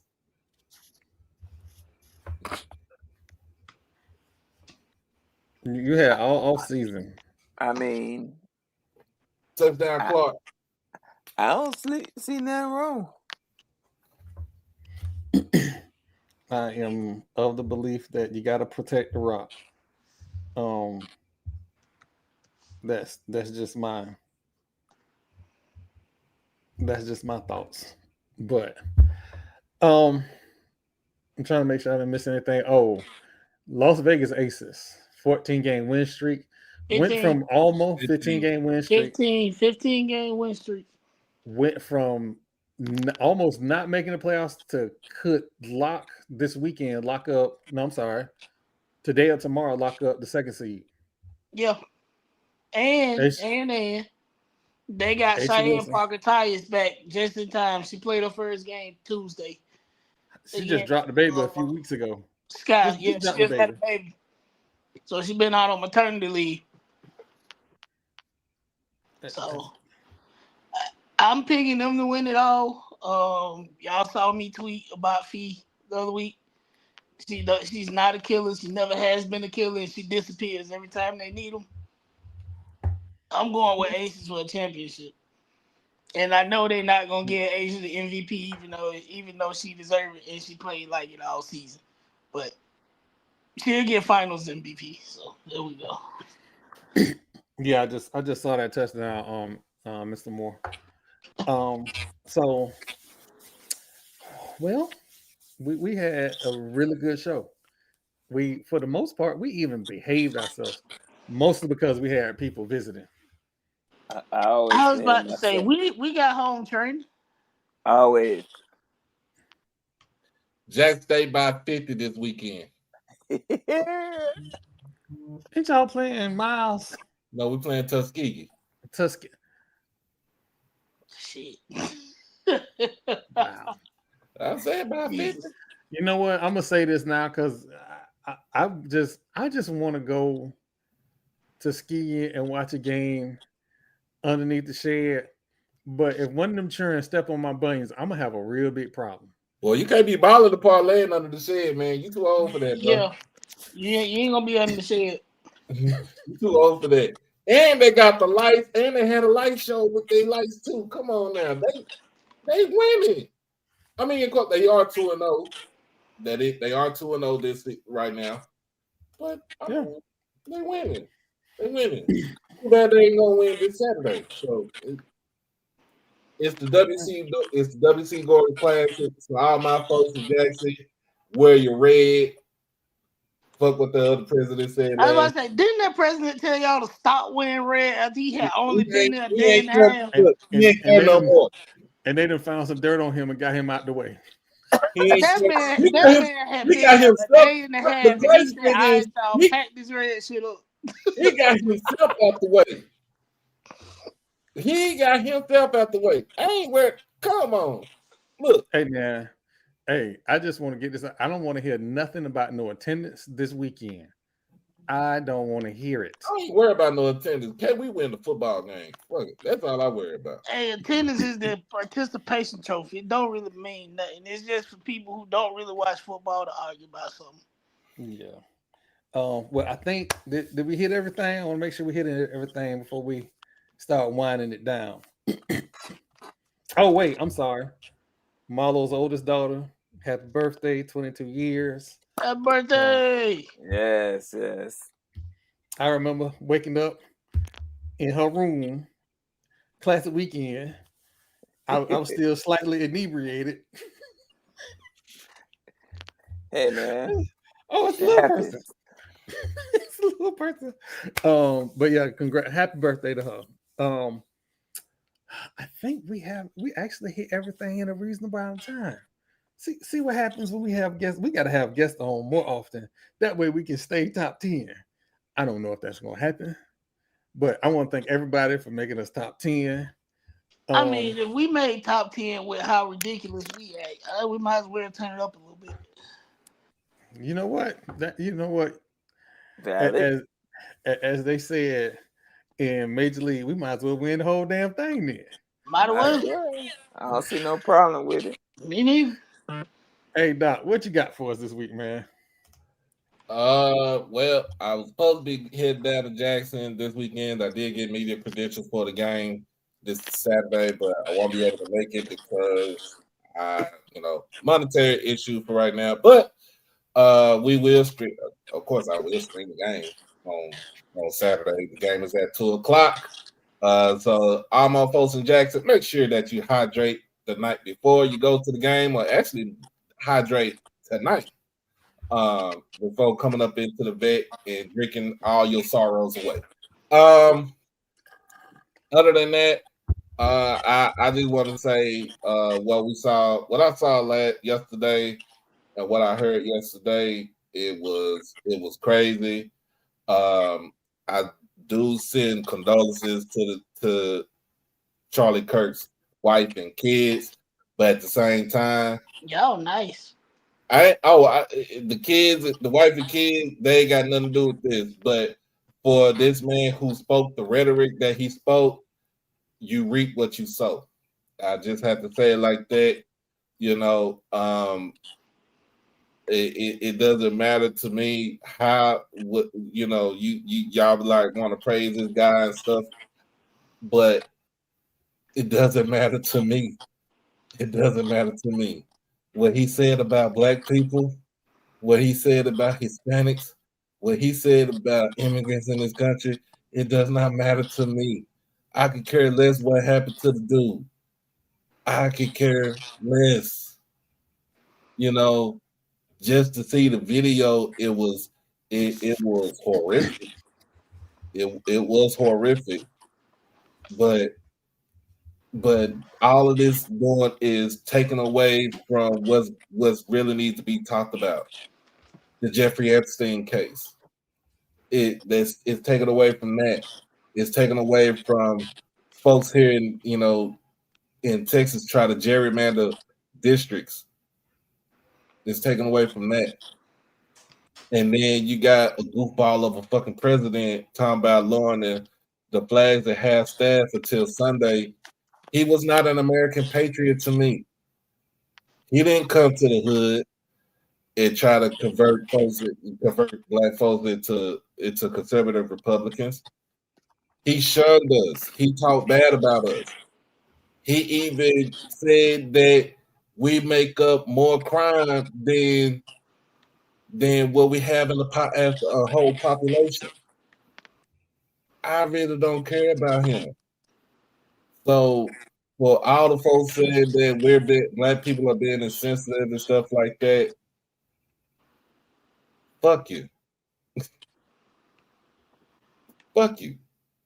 I mean, for real. For real. Thank you, Troy, for putting up the disclaimer. Nobody didn't say anything about what happened when Fred Hampton got his head blown off in his apartment in the 70s. Nobody didn't say what happened. They had a whole bunch of good shit to say about Trayvon Martin. They had a lot of shit to say about George Floyd. They had a lot of shit to say about Philando Castile. They had a lot of shit to say about Sandra Bland, Mega Evans. We could go all the way back. I had to talk with a friend earlier this morning on my way home from work, and we should never be in integration. We always wanted equality, but we wanted to stay separate. We was already thriving with our own shit. Now we gotta beg and plead to get our own shit. But at the end of the day, I don't care about what that. He said what he said. He spewed it, and his words had meaning and it had power. And guess what? His words, his mouth done got silenced forever. As always, be safe. Be safe. You know, do everything. Love your loved ones. Hug on your loved ones. You know, crash out on your kids and whip their ass out the penitentiary. Be easy. Oh man. And judge you by fit. So this can get dicey. He has shocked me with his decorum tonight. Let's see how this ends. Whew. Marlo, what you got for us this week? I'm in the mood of celebrating. I'm celebrating the fact that my oldest daughter just turned 22. Excuse me. I'm celebrating the fact that my school, Florida A&M University, has an opportunity this weekend to exercise some demons. They got off to a slow start this year. I think they can turn it all around by having a good game at home. I'm celebrating the fact that I'm heading up there to see it live in person. So I'm just going to continue to celebrate. I'm going to continue to celebrate life because you never know how short it can be or how short it will be. So you must live life to the fullest on purpose. Don't get caught with all this noise that's going to be around you. Like the landscape that we're navigating now is different. When I was younger, I seen similar things, and it reminds me of how things were back in the early 80s and 70s and late 70s, and like it was crazy. So stay up, stay encouraged, stay convicted. Don't let nobody take your American citizenship away. Like we're Americans on purpose. Like we ain't from nowhere else. We from here. So we represent here. We're gonna stay here. We will definitely continue to be a part of the process. And I'm celebrating that. So we gonna keep it up. And as always, it is fuck that school in Daytona. And I really do mean that. Always. And y'all have a great week.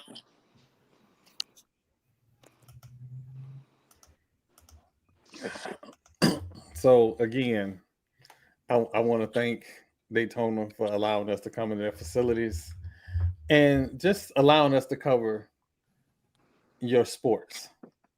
Somebody got to make sure we stay in the top 10 around here. Oh man. So it's been an interesting week. It's been an interesting week. Hell, it's been an interesting month. My Seminoles are doing well. My Rattlers are gonna get healed up. Donate to Rattler Exchange. Go to rattlerexchange.com. Become a member. Don't bite off more than you can chew. $10 a month is not gonna kill anybody. Go ahead and join the membership. That being said, today is 9/11. 24 years later, it's 9/11. The most significant event in the adult part of my life happened 24 years ago. I was on the campus of USF on a bus when they locked down the campus. At the time, I didn't know why they locked down the campus. The bus driver just stopped. And until the police came to the bus and told us what was going on, had no idea what was going on. When he told us what was going on, I started calling my mama because my mama worked at the city of St. Pete. And all I heard was they're attacking government buildings. My mama worked for the city of St. Pete. So I'm calling my mama nonstop. Only for my mama, if I've ever told stories about my mama, this will make sense.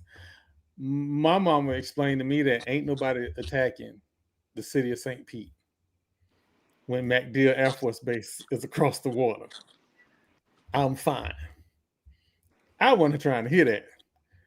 All I knew was government buildings were being attacked. So I finally got home like almost 2 hours later to see the replays of planes flying into the World Trade Center. And I believe the plane had just went down in Pennsylvania, and this was shortly after the plane flew into the Pentagon. So it was a surreal moment, a surreal moment in time. And eventually, the black president got the man responsible for that attack. I say all this to say this. I pushed out all the noise today to focus in on the people that we lost in the towers. There is a red bandana classic that they have at Boston College every year for a young man that lost his life in those towers. There were bills signed for the first responders to make sure they got the health care they needed to survive. That is my focus today. My focus today is on my children. My focus today is on Ash is probably more than likely going to go to a HBCU because the things that I saw from the people that went to my school, if they said that to my son, I would probably be on my way to Tallahassee. So I'm trying to be judicious, but y'all make it hard. It is easy to lead with love. It doesn't cost you a dime. Being a jerk can cost you your life. Lead with love, everybody. That goes for everybody. Even when Marlo talk about that school in Daytona, he attempts to lead with love. I do. I love how I feel about him.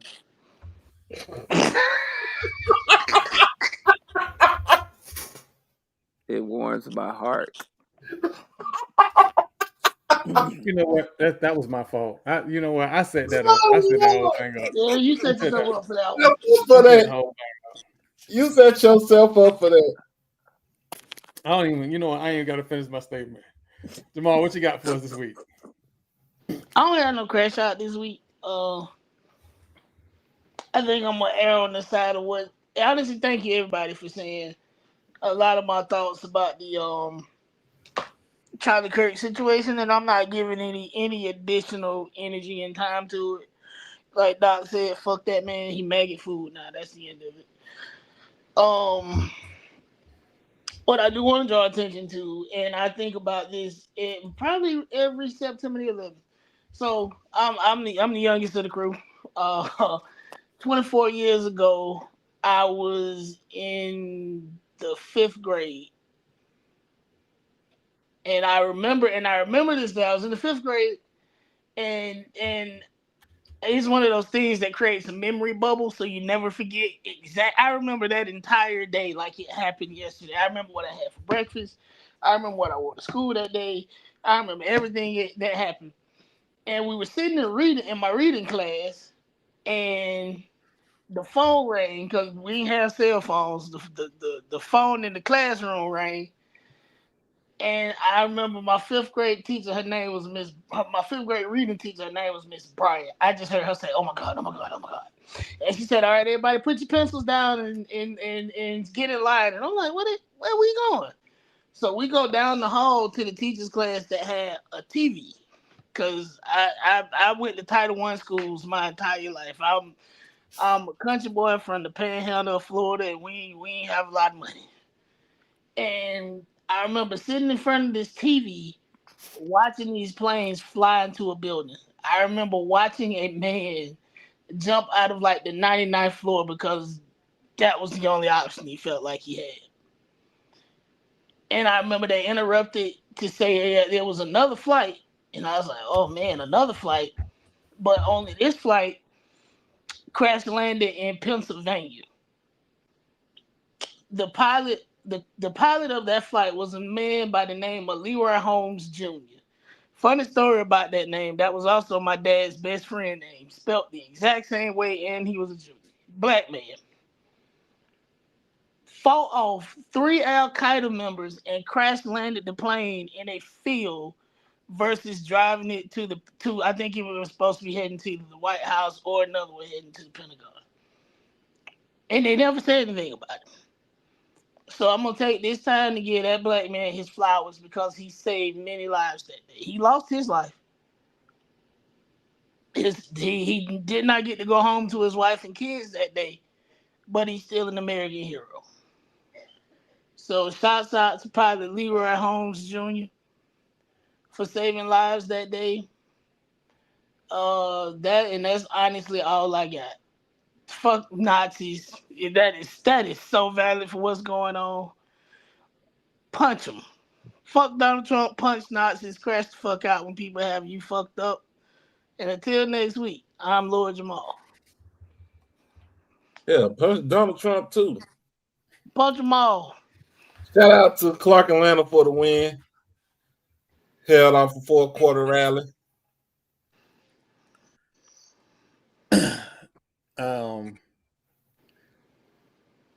I just want to take time to say this real quick before we get off of here.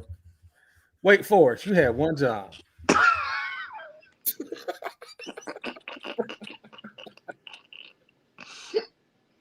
But you talk about us so bad.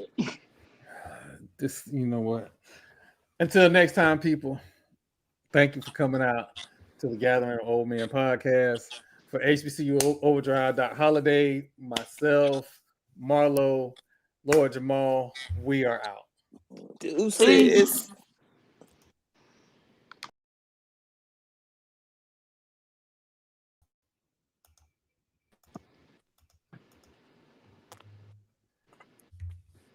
I